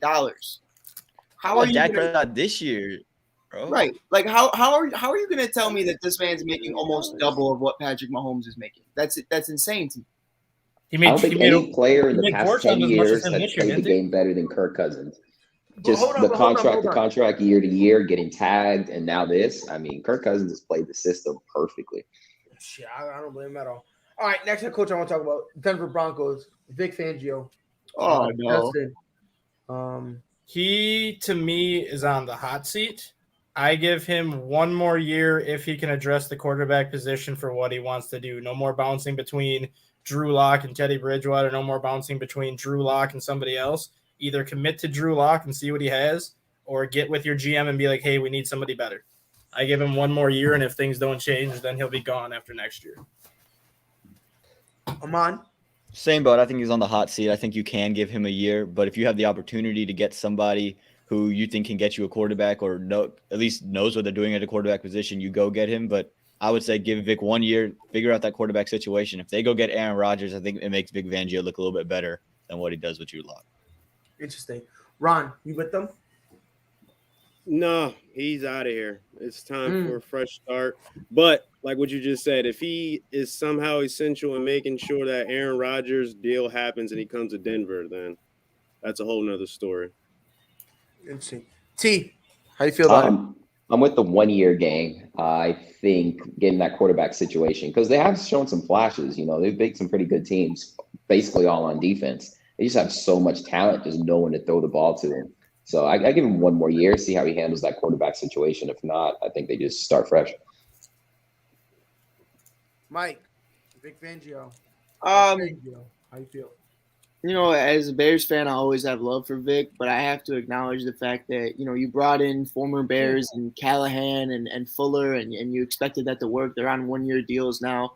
And they look bad. You know what I mean? So you lose Von Miller. The defense is kind of falling apart in its own regard. Simmons is still there. Chubb is still there, obviously, but the defense is not what you expected it to be. They have not duplicated the monsters of the midway of 2018. They have not duplicated that 2018 Bears season at all by any means. I think he's safe because of the fact that you haven't given him a quarterback to work with, because of the fact that I feel like the front office more than Vic Fangio has been the one that won't separate themselves from Drew Lock and won't call it for what it is. They keep giving this kid opportunities. They keep giving this kid chances, and they need to kind of see it for what it is. You know, he's just a college quarterback. He was fun to watch, and that's really all it is at the end of the day. And it's no shot at Drew, but you have to understand what you have. So I think you take a shot on Rodgers, Watson, whoever it may be, because Sutton, Patrick, and Judy are solid. And you can't tell me, you look at them re-signing Patrick and Sutton, they have to have a plan instilled. They have to have something in place right now, because there's no reason you bring those guys in if you're rebuilding. So I think they do have a plan. The only guy I would truly give a shot to is a sure fit, not a question mark, not a guy from college, respectfully, not even an Eric Bieniemy. Like, it would have to be somebody top of the line that you already know is going to work. Until then, I would still give Vic that 1 year, but it's a very big question mark on Vic. Oh, I turned on my cam. I'll be honest. I think he's out regardless. I think he should just be out regardless. Yeah. And look, bro, I just think it's just parting of ways. I just think Vic needs to go somewhere else. Right. No, I could see it. Yeah, you know what I mean? Not that he's horrible. He needs somewhere new. He needs a new scene. You know, put a new fresh face in that locker room. Because again, the inconsistency you have, Teddy Bridgewater's this guy. Then it's then it'll be Drew Lock. And back when he had him, Trevor Simmons, like it's just way too much flip flopping. And it's like, how can you sit here and expect to have any consistency in your organization if you can't even have a consistent quarterback that you'll put out there? Right. You know? And it's the same Mike Zimmer conversation of, okay, you came in here as a DC and your defense was not once top 5. Yep. So you have to look at it like that, and you have to say, okay, it is what it is, but it's just not equivalent to what we expected you to be. Yep. So last one. This is the last name I'm gonna bring up. I'm very curious to hear what y'all say. Dustin, Pete Carroll. See, that's a tricky one just because Pete Carroll's had so much success at Seattle, and I don't see Seattle parting ways with him more so than he parts ways with Seattle. And I think it all falls on what happens with Russell Wilson this offseason. If Wilson stays, he stays. If Wilson goes, he goes. And if Carroll goes, I don't see him getting another job, not because he doesn't deserve one, but because he's the oldest coach in the NFL right now, and who's going to sign a 72 going on 73-year-old for like a 4 or 5 year deal. I just think it's all depending on Russell Wilson and what happens with him. If Wilson's there, Carroll's back. If not, then Seattle's going to be looking for a new coach. Ahmad? Same boat. It's all on the Russell Wilson thing. If Russell Wilson's gone, Pete's not going to stay. Unless somehow Aaron Rodgers falls into his lap, he's not going to stay because I think he realizes I need this quarterback to go and win games. He doesn't want to rebuild. Dustin mentioned it. He's the oldest coach in the NFL, right? He's going to be 72 going on 73. You just don't want to come in for where you have to rebuild a whole situation. He saw it this year when Wilson got hurt. This was the first time that Wilson missed extended time, and look at what happened to Seattle. Yeah, first time they missed the playoffs since they drafted Russell Wilson, right? So it's just not a situation I think Pete wants to be in. So I think he leaves if Russ leaves. If Russ is there, then I think he stays. Or if Russ says I'll stay if he and I'll only stay if he goes, then Seattle will part ways with him. But it's all going to be dependent on what Russell Wilson does. That's going to decide Pete Carroll's future. Interesting. Ron, you agree? It's mind-boggling that Pete is still the coach out in Seattle. He needs to go. Man. Wow. Yeah. He lost the locker room a long time ago when he didn't give Beast Mode the ball. I don't think that lost in the locker room. Nah. Yeah, he did. Oh, it lost in the Super Bowl. Lost in the Super Bowl. Let's not get it twisted. Everybody's been anti-Pete since then. That's why they all got shipped up out of there. Nah, no one's anti-Pete though. I mean, think about it. Like, no one's really anti-Pete. I think it was more that everybody that was on the Super Bowl team wanted to get paid. Russell Wilson likes everybody. No. Russell Wilson. It's not that Russell Wilson doesn't like Pete Carroll. Pete Carroll has a say when it comes to what the team brings in. And Russ is like, I need help on this offensive line. And Pete Carroll's like, yeah, I hear you, bud. Come on, they haven't been on the same page for years. Not 2 or 3.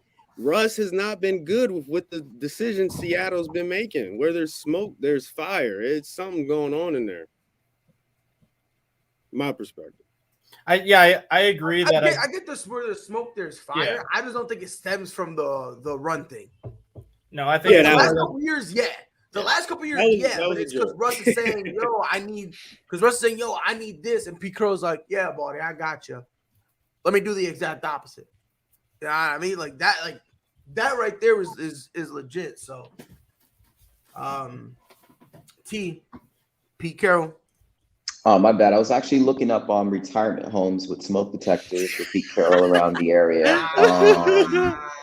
Yeah, man. I have to agree with you guys. God. I think it's about a wrap, dude. As when Russell, I almost called him Russell Westbrook. Look at me. When Russell Wilson bounces, I think it's a wrap. I think he just call it a day, man. I think it's that time. Yeah. Mike, go ahead.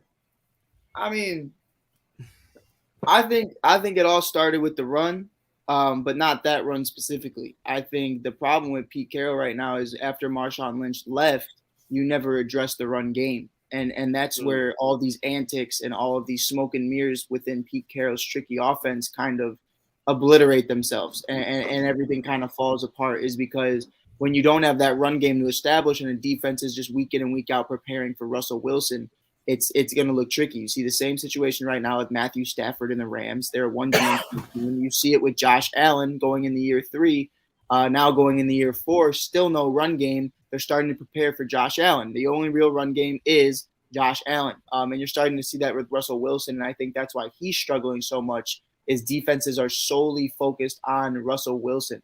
I don't think anybody on here can truly look at what's on paper right now and watch a game and say, that was a horrible play call by Pete Carroll, or say that was Pete Carroll's fault, or say, you know what, that's the reason they lost this game. At the end of the day, it's Russ's interception. At the end of the day, it's DK is good, but he's not as great as everybody thinks he is. Tyler Lockett is aging. I think there's a lot of problems that go into it. Pete is one of them, but I think it'll be more of a friendly, okay, well, I'm going to part ways because Russ is leaving and it's just time to go, rather than you deserved your way out. I wouldn't say it's as hot as people think it is, though. I think he's someone said this. I don't think it's really him getting fired. I just think it's more of the ways of him saying, hey, look, let's part ways amicably. Pete Carroll, where he's at right now, he's not in a rebuilding phase. He's not in a rebuilding mood. That's not really him, right? So honestly, let's say Russell Wilson does come back. If Pete Carroll doesn't see nothing in this, he's leaving. He is, and I thought originally it was hinging on whether or not Russ stays, but Russ is here. He ain't looking the same. So I think that alone is gonna make Pete Carroll be like, yeah, bro, I'm good, bro. I'm out. It's been real. You know what I mean? Like. Right. And like I said, I don't think it's really that he's a bad coach. You know, I just think, I put him kind of in the same places I put Vic Fangio. You just need to go somewhere else. You need to change the scenery. You know what I mean? Like Pete Carroll did everything he could in Seattle. He reached the apex. Seattle as an entire organization has been trending down towards a rebuild. So what would you think What would you think if Pete Carroll went to the Raiders and Vic Fangio was his defensive coordinator? I wouldn't. Derek Carr still there? Yeah. I heard that's Harbaugh's job, so it don't matter. Yeah. That's, Oh man. I don't. You talking about Jim? You talking about college one? Respect. Yeah. Nah, Jim ain't leaving. Jim ain't leaving. Nah. If he Done lost everything Ohio he needed State, to do this year. What'd he do? No. What'd he do? He won the championship. Beat Ohio Oh. State. Did he win the biggest championship though?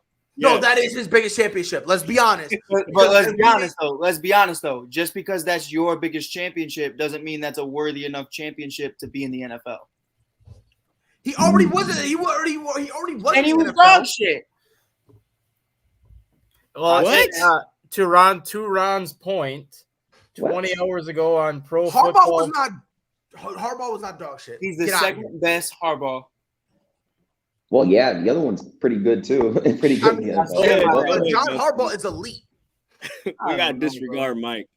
I Yeah, don't know, dog. bro. Nah, the San Francisco. I don't like Jim at all. Well, I don't care if you don't like him or not. He's nice as hell at coaching. I don't give a shit. Yeah, to Ron's point, 20 hours ago on Pro Football Focus, they basically said, given that Harbaugh has plenty of ties to Derek Carr and owner Mark Davis, if he shows interest in the Raiders job, it's his. They will not That's interview if. another candidate. Yeah, but that's if, and I don't. Yeah, think he that's will. what I'm saying. If he shows interest that he wants to come to the Raiders, they will not interview another candidate. They will just give him the job for what he wants. Right. And for the first time, Pride, I think we could say this is safe. You know, we usually say, oh, they're not going to leave college. There's too much money to be made. They give out houses. But, I mean, John Gruden got a fucking $100 million contract. So, who knows? Who knows how much they'll really offer Jim? No. I don't think it's really that. I just think it's straight up the whole thing was, and I said it before. I thought if he lost to Ohio State, I thought if he lost, he was coming back to the NFL. Right. I wholeheartedly believe that. I believe that right there was going to kind of determine whether or not, forget them trying to fire him. If he lost, he probably would have been like, yeah, bro, I'm good. I quit. And then he would have went back up to the NFL level. That win alone bought him probably, 3-4 years? Let's be honest. You know what I mean? Because next year, if they lose to Ohio State, the honeymoon phase, whatever, we beat y'all last year. Then the year after that is going to be like, whatever, we got y'all next year. Then the third year they lose, they'll be like, oh, fuck, come on. And then that's when people are going to start saying, all right, come on, bro, we need another win. We don't need another win here. I think I speak for all Wolverines. Harbaugh is welcome at Michigan as long as he wants to. As long as he wants to? After one win against Ohio State. No, but Amon, you got to understand. It's only bro. our second one of the decade. It's not like they have. No, Yeah, I I got got that. that. I got that. No, but before the year, right. everyone's saying, well, you could fire Jim. Or like there was a conversation about firing Jim Harbaugh before the year. That's what I'm saying. Right. Like it's just the And that was my thing. It was like, that's cool. It's a great season, but let's not pretend it is what it is. You know what I mean? Like there was a But lot it of is, other though. seasons that he underperformed. Yeah. I wouldn't necessarily say underperformed. He just never could get the win that everyone expected him to Exactly. get until Yeah. this year. Listen, he was good against everybody else. It was just the specific team that they wanted him to beat. Something always happened. Like Ron, there were a couple times where Jim, it's Jim, right? Jim's the one in college. Yeah. Yeah, Jim. Jimbo, bet Jimbo Fisher, Jimbo Harbaugh. That's what I'm gonna start remembering it. But Jimbo had a 3-possession lead, 2 touchdowns and a Yeah, field goal. old Jimbo. And all of a sudden you blink and they lost to Ohio State. But So how he about- was good everywhere else. It was just Ohio they couldn't beat. And now that they beat him, now that they beat Ohio, now everyone's kind of like, all right, cool.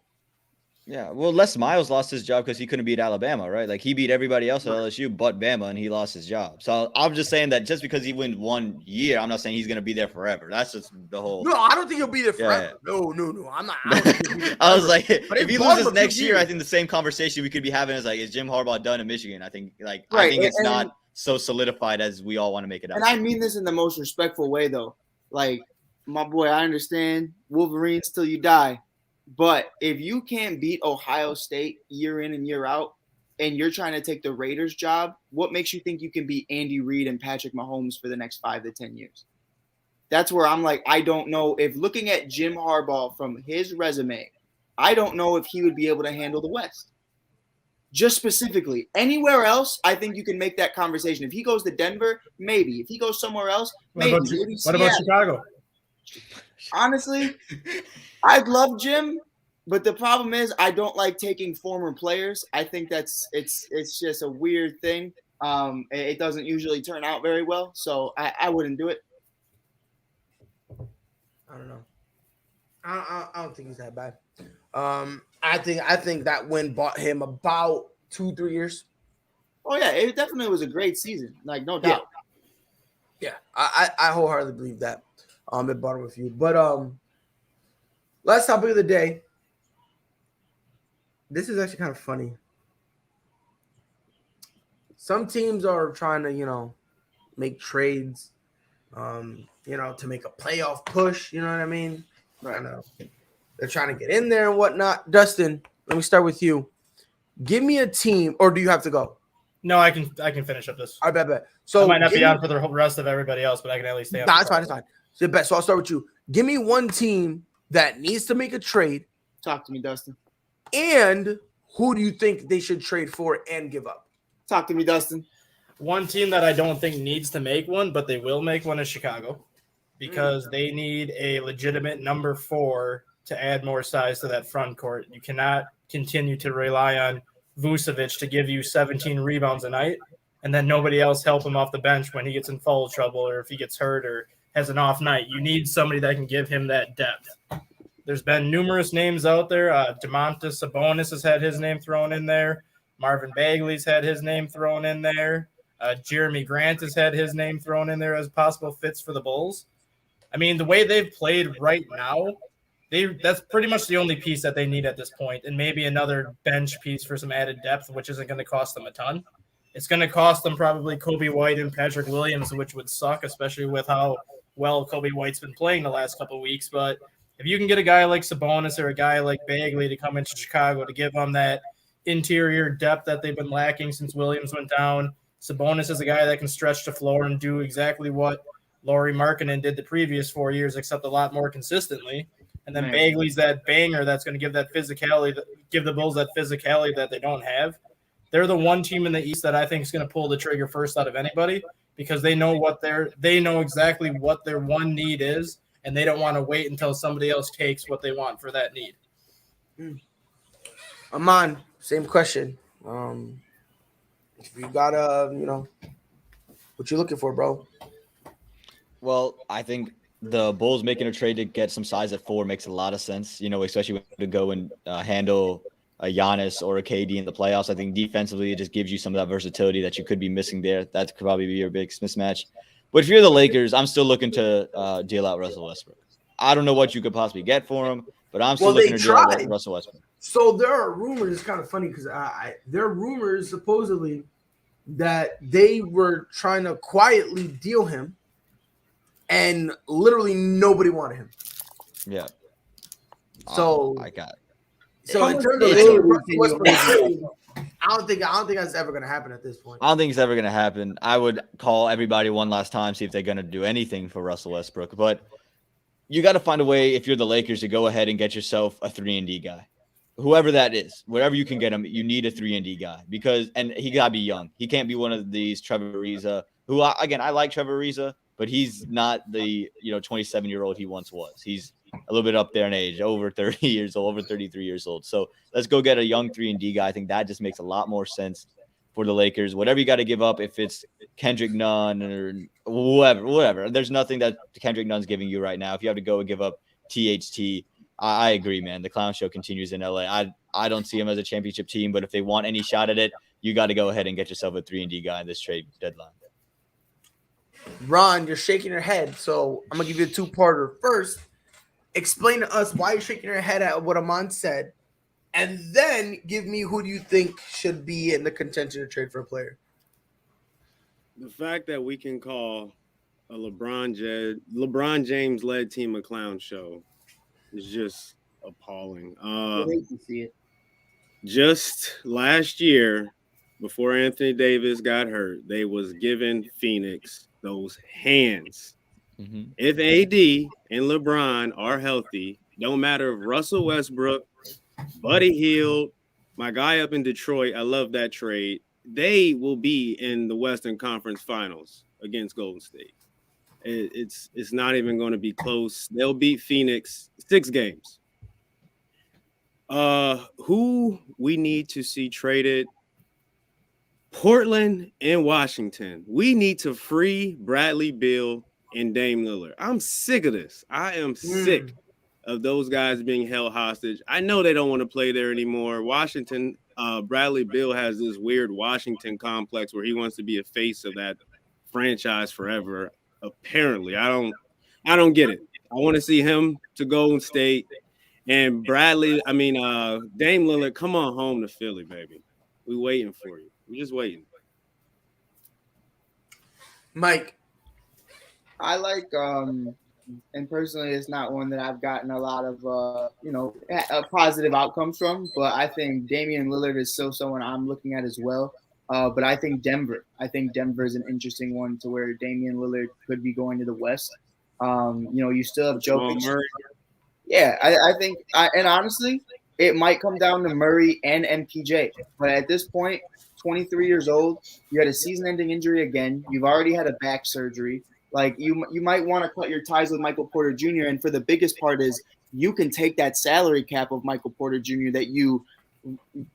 I don't want to say anything ignorant, but it was the dumbest thing I've ever seen was paying that man first before anybody else. It was just so ridiculous to me that kid got his bag for literally never really even doing anything. Like there was never a great bubble performance. There was never really a great playoff series where I said, wow, Michael Porter Jr. put the team on his back. It was always Jokic. It was always Murray. But for whatever reason, this kid got his bag. I think you tie that into Jamal Murray tearing his ACL. You see Aaron Gordon. You see all these other guys. Like, you have an MVP on your team now. You might want to take a chance on Damian Lillard. And maybe, just maybe, depending on how many picks you throw in, you could get CJ too. It really just depends. That would be a sexy trade. Yeah, for me, and Ron, look. Everyone here who knows me knows I'm a LeBron James stan. Okay? LeBron James, that is my guy. I wish he was my father. Uncle, grandfather, a distant cousin. I love LeBron. You saw how he treated his son in Space Jam now. I'll take that every day of the week because guess what? At least he was there for his son. You feel me? I still got an APB out for my pockets. I'm still tight that Bronny wasn't in that movie. He didn't deserve it. I did. But I'm gonna tell you why I agree with the comment that this is a clown show. I'm gonna have to agree, and I'm gonna tell you why. And LeBron James he's got to take some responsibility because you could have had a better team, something that fit better, and they could have gotten better bench players. And I understand you're gonna go like that, but it's just a fact. You could have had both Buddy Hield, and DeMar DeRozan, and kept Alex Caruso. You could have kept all that, and you guys would have been in a much better situation. But LeBron James was the one that said, and again, Mike, you could back me up. I'm not no undercover. LeBron James, I'm the biggest LeBron James fanboy ever. Yeah. I mean, in point of me supporting him and me being a fat fuck. Like in both ways, I am a massive LeBron James supporter. But he's got to wear it because he was the one who told the Lakers organization, stop looking for people. We got to go get Russ. And they were so focused on Russ that by the time they finally got him, they were like, yeah, we got him. Oh, shit, we got to fill up our roster. Yeah. And then they had to settle for the scrap heap. So, and then with all that combined, and people were still telling me, I've had people sit here and crying and complaining and moaning that this Lakers team was going to be a number 1 seed.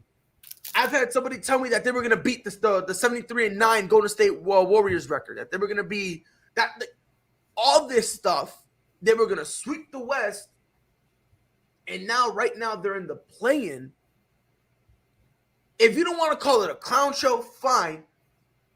But you got to this team has some clown-like tendencies.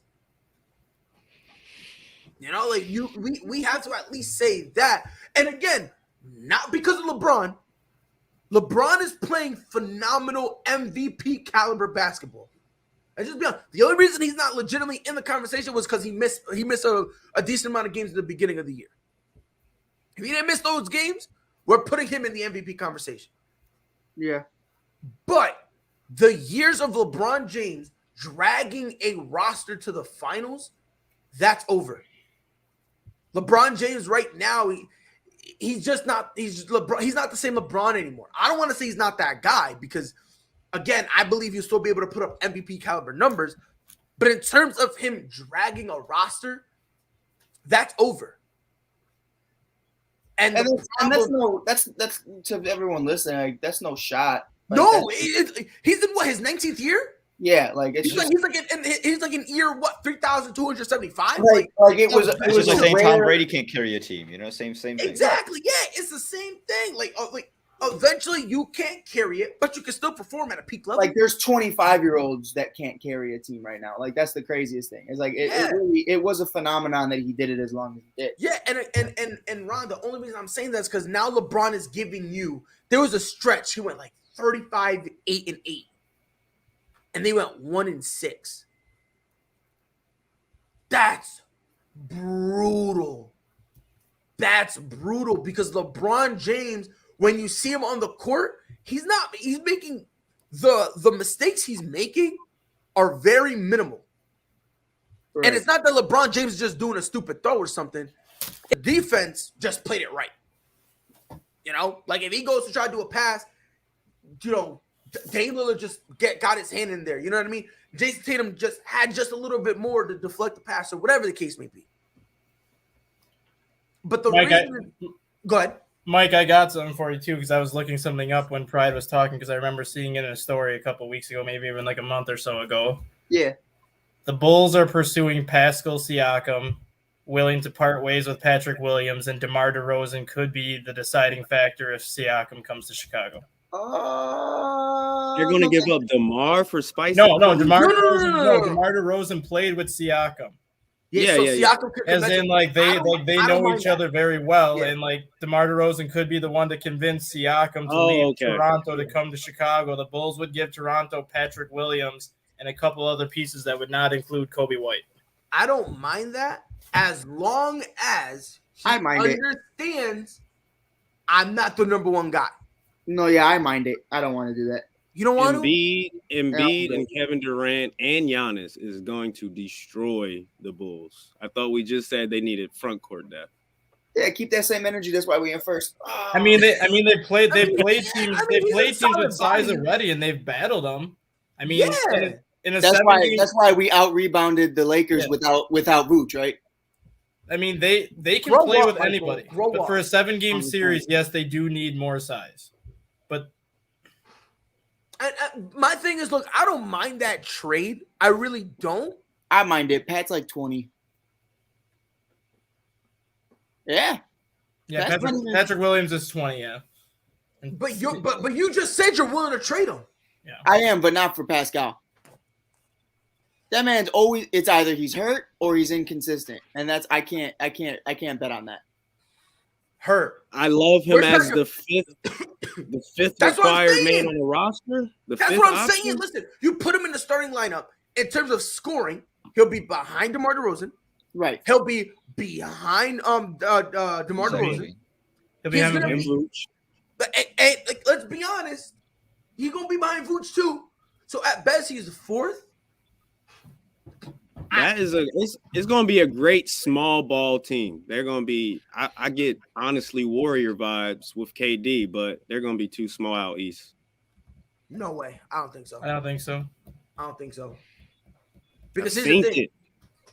When I understand that. I understand you've seen it, but at the same time, when you beat Milwaukee, you don't have to stop Giannis.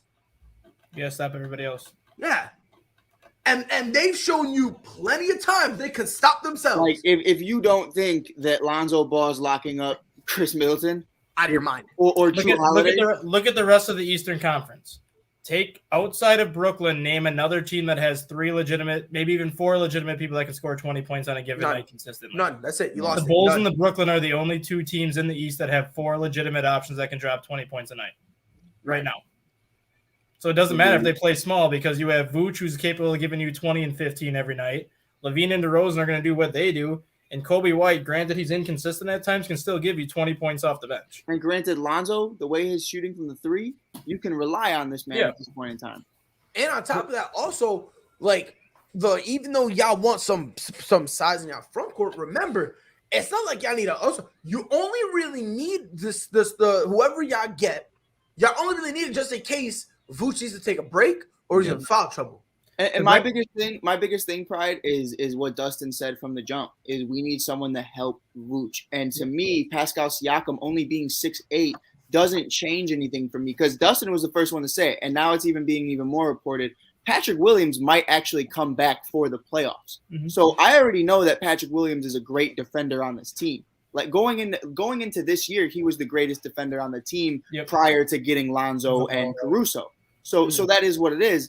When I look at Pascal, that's a downgrade to me, and because they're the same height, and he does less, and he's older. That's all I'm saying, Pride. From an offensive perspective, Pascal's there, but we don't need his offensive perspective. Yeah. What we need is help with Vooch. So I'd be fine with a 6'11" Bagley before I'd go after someone like Pascal or Jeremy Grant. That's where I'm coming from. Do you give Ersan Ilyasova more minutes then? I know he's 37 years of age and the Bulls have him on a 10-day contract, but he's a 6'11" veteran who would know his role on this team, and you can count on him to give you like 10 minutes off the bench. I'd be willing to keep Ilyasova before maybe trading the bank if Williams does come back. Right. I think you run with that a little bit longer until you actually make a move, but you definitely don't do it longevity wise. Ron. My man has really said, and I know Mike's voice well enough to know that he said this with a straight face, that Pascal going from Patrick Williams to Pascal Siakam is a downgrade. It is. Yeah. Spicy P, you got to put some respect on his name, but he has fallen off. It's been a rough 2 years for him, but Pride, if you in Boston right now and you're doing a rebuild, are you going to take a guy that is like Ron said, falling off at the age of 28, or are you going to take a kid at 20? But again, that's a rebuild. Of course, if I'm rebuilding, I'm going to go with younger. But this kid's if I'm already rebuilding, been I'm not picking up LeBron James. I'm not getting Kevin Durant, Damian Lillard, Steph Curry. I'm not touching them if I'm rebuilding. But what did you say? You said if Pascal understands his role, that's a risk. Patrick understands his role. Mm-hmm. Patrick was doing his role at a high level at the beginning of the season. He was doing amazing things outside of scoring. He was doing everything. He was doing all the dirty work. He was doing everything nobody else wanted to do. And if you bring in Pascal, if he's not willing to do that and focus solely on that, I don't want you here. And the thing that you just said, Mike, I don't know how much of the summer league you watched this year.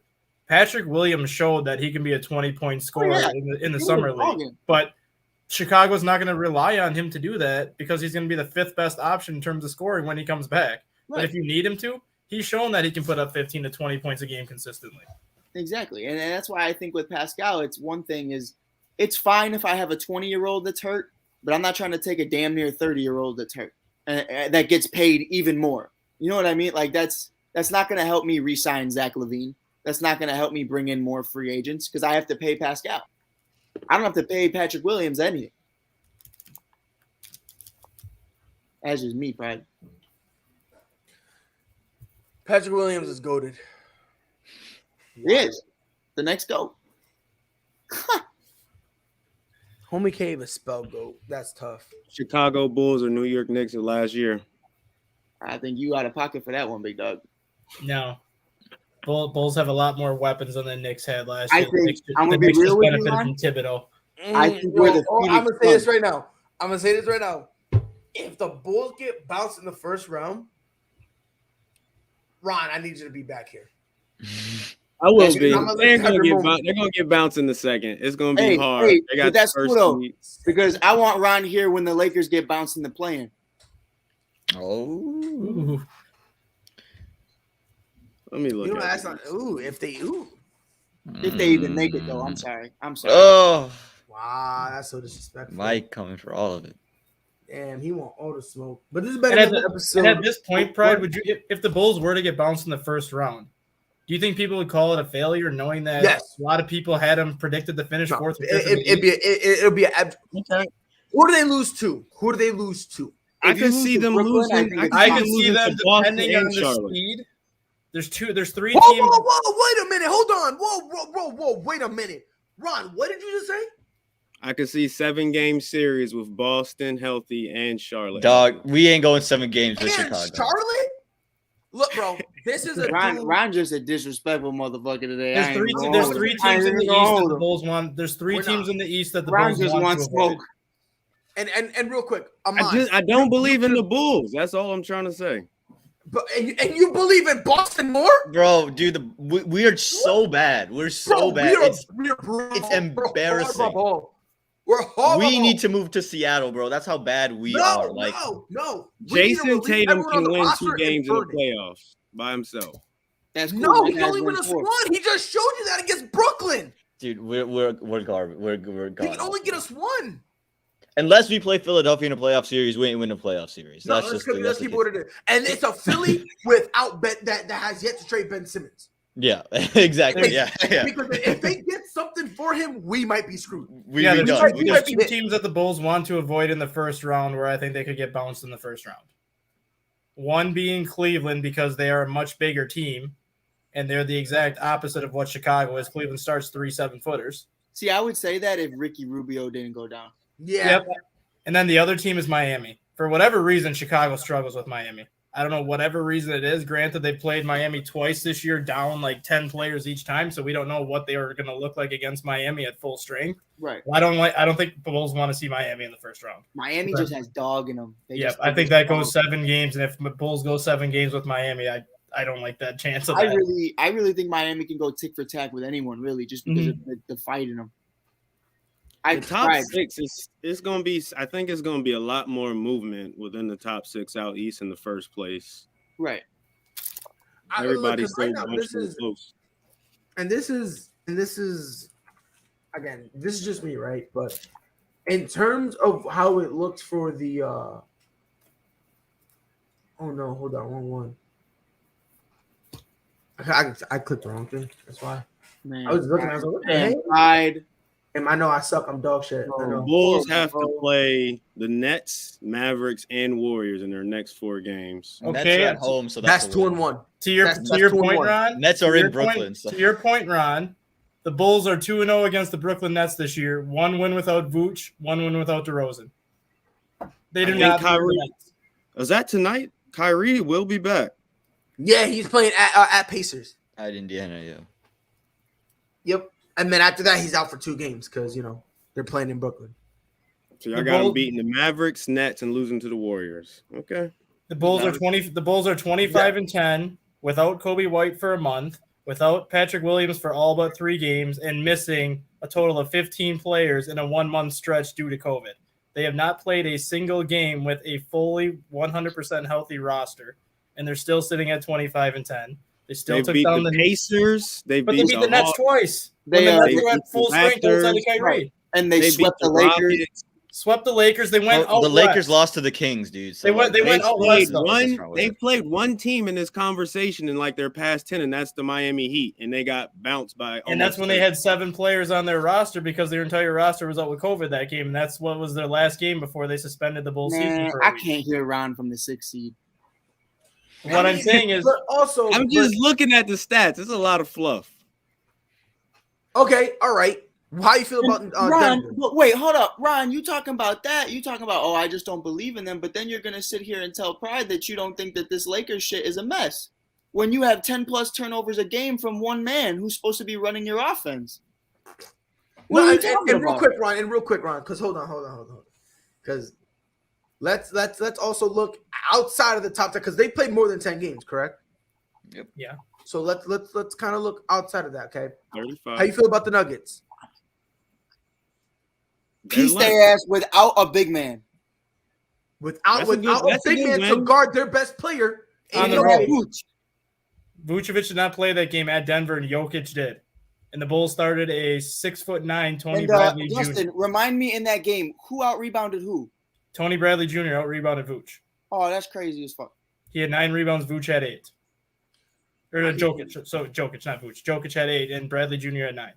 Smoking. They were 3-2 on a West Coast trip without a healthy roster, which is hard enough to do with a fully healthy roster. I don't care how good or how bad the opponents are. 5 games out west, including back-to-backs against the Clippers and Lakers. They took care of business with both of them. Mm-hmm. Then they went to Denver, won that game, and they lost. I think they lost at Portland, which they had a huge lead in that game at one point and then lost. And then they lost to Houston because Houston made 17 threes in the second half. hold on. If and I'm not an individual who says, oh yeah, if you won to this team, you know that is. I'm not one of those people. Right. It doesn't mean anything because I still think Joel Embiid is a Bulls killer, and the Miami Heat. But here's have my their thing. number. So But here's my thing. exposed. But here's my thing. I just want to throw this out there real quick. Because if we're gonna have the energy for the Bulls, let's bring that energy for the Lakers. Mhm. The 3-game win streak that they're on, the Kings, Timberwolves, Trailblazers. Exactly. Bottom feeders. The best LeBron team that coming they out there beat. said, "Don't y'all forget." You said what? I said it's hilarious. LeBron talking all that smack last night, and this is their 3 wins. So yeah, I love Braun, but Braun, you gotta chill out, bro. And they almost lost. They almost lost. You know, Bronny be at home watching like the interviews, and he just be laughing. No, Bronny don't watch any of these. He be like, "My dad's the shit." Like he be. Nah, texting he don't my dad. watch any of these games. He don't watch any of these games. You don't think so? Come on, Pride. Nah. Bronny's like, fuck it. He's like, get him out. He's like, nah. He'd be embarrassed. He'd be like, yo, and the Bron be like, yo, bro, you saw the game? Shut up, Dad. He be acting like a Chad. Watch. Every time when it comes to like his name this year, he acts like a Chad. Because he knows what everyone knows. This is a first round exit waiting to happen. It's a first round exit. I said it. People got mad. Be mad all you want. While you being mad, I'm being right. I'm about to get yelled at because there was a little bit of debate in here. A little bit. Not much. Just a little I'm bit. gonna get yelled at. Yeah, no, I'm gonna get yelled at. I'm probably gonna be fired. As you should, Pride. Yeah, bro. I'm about to get fired, bro. Already gonna be like, yo, probably you a piece of shit. I'm gonna be like, you got it, coach. They're not gonna tell you until 1 a.m. though, and it's gonna be in the group chat. You're gonna be getting the link. You're And gonna then get it's the crazy. link ready for tomorrow, and then you're gonna realize they told you you're fired at 2 a.m. and never saw it. And it's crazy because like they're gonna, and this is what's gonna happen. Right? Nate will be like, "I'll miss they you, gonna be- Pride," and then they'll be like, Oh, "Shut no. up, Nate." Nah, Ron's gonna be in the group chat. He gonna be talking, right? He gonna be talking. Fucking Amon's gonna make an appearance. So is Dustin. Everyone's gonna be talking, and it's gonna be so many messages. And Freddie's gonna be like, "Pride, you're fired." But it's gonna be in between all the messages, so I can see it, right? So I don't know. So Freddie on TikTok, he's like, "Yeah, bro, I got rid of you." I'm gonna be like, "What did he say?" I'm gonna be like, "God damn, bro, man, that's." I know. tragic." I had that chat tight last night though. Everyone going back and forth. Pride said, "Mike, can you go in there and just kind of?" I didn't know what to do because listen. I and said, "Hey, I got it." Dustin woke up this morning, saw a bunch of arguing, and then out of nowhere was me. "Hey, shut the fuck up!" And then I went back to sleep.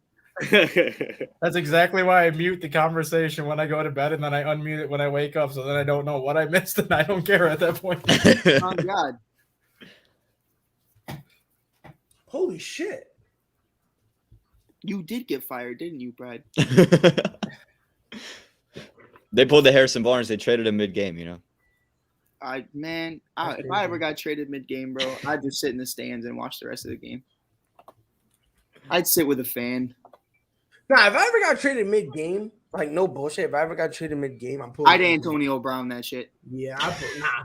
If I no cap, if I ever got really like traded mid-game, I'll be like, yo, can y'all just let me know? And if they say, I'd be like, all right, cool. And I'm just peacefully leaving, bro. And if I'm getting traded, bro, it depends on who I'm getting traded to, bro. Because if I'm going from Portland to Golden State, I'm popping bottles. I'm getting drunk. I'm honestly surprised Antonio Brown didn't go find a seat in the stands on Sunday. Honestly, I would have. That's too much work for him, though. Not really. They have elevators or escalators in that stadium. Just go and change clothes. His ankle hurt. He can't get there. He can't get there. Oh yeah, my ankle hurt. I could jump 7 feet in the air in the middle of the field. Yo, my guy about to do a backflip. I'm like, hey, wait, where's the trampoline? Oh no, oh, you're injured. My guy's like, hey, what do you think What do you think Tampa Bay would have did if he like went back to the locker room, changed his clothes, and then just came back and sat on the sideline? They would have won the game. I think he would have been escorted out. Yeah, that's what I was kind of hoping would have happened. I hope he would have went back there, took all of his stuff off, and then came back and You know what I think happened though? You know what I actually think happened? I think when he got there, as soon as he got to the back, they already had the escort laid out. Yeah, no doubt. Already, because listen, bro. Did you see the picture of him waiting for his Uber? Yeah. He's like waiting for his Uber or whatever the heck. Yo, he on it, bro. Free AB. Again. This has been ASAP in the morning. Jesus Christ. What a time to be alive. What a time indeed. On behalf of Dustin, Amon, Ron, Mike, and Tanny, who was here, Freddie, who also was here and left because he knew this Lakers talk was going to get hot. It's been your boy Pride. I'm probably going to get fired. Free Pride till the day I die. We'll be back here tomorrow morning. What happened, Ron? I said Pride's on the hot seat. Hey, yo, I'm going to get the Nagy treatment, dog. I'm going to get the Nagy treatment. Oh, they're going to hold on to you for 3 extra years? No. I hope. But, Jesus Christ. No, I Matt Nagy having that job for 3 years, bro, it gives me faith. Vic Fangio saved him for 2 years because of the defense the first year. Had to. 100%. And his scapegoating Mitch saved him another. Yep. Right. And now there's no more scapegoats, so. But it has been it's been real. We'll be back here tomorrow morning, 10 Central, or 10 a.m. Eastern, 9 Central. Until then, y'all know what it do. Be safe. Whole sports all plays. Whole sports all plays. Whole sports all plays. 365, we making up plays. You talking the game, get you through the days. We're high in the court, the dime in the lane. Variety, topics, living the same. All presentation, sports information. In the airways, taking the nation. Sport all plays, like working your faces. Grace at the field, so tie the laces. All sports all plays.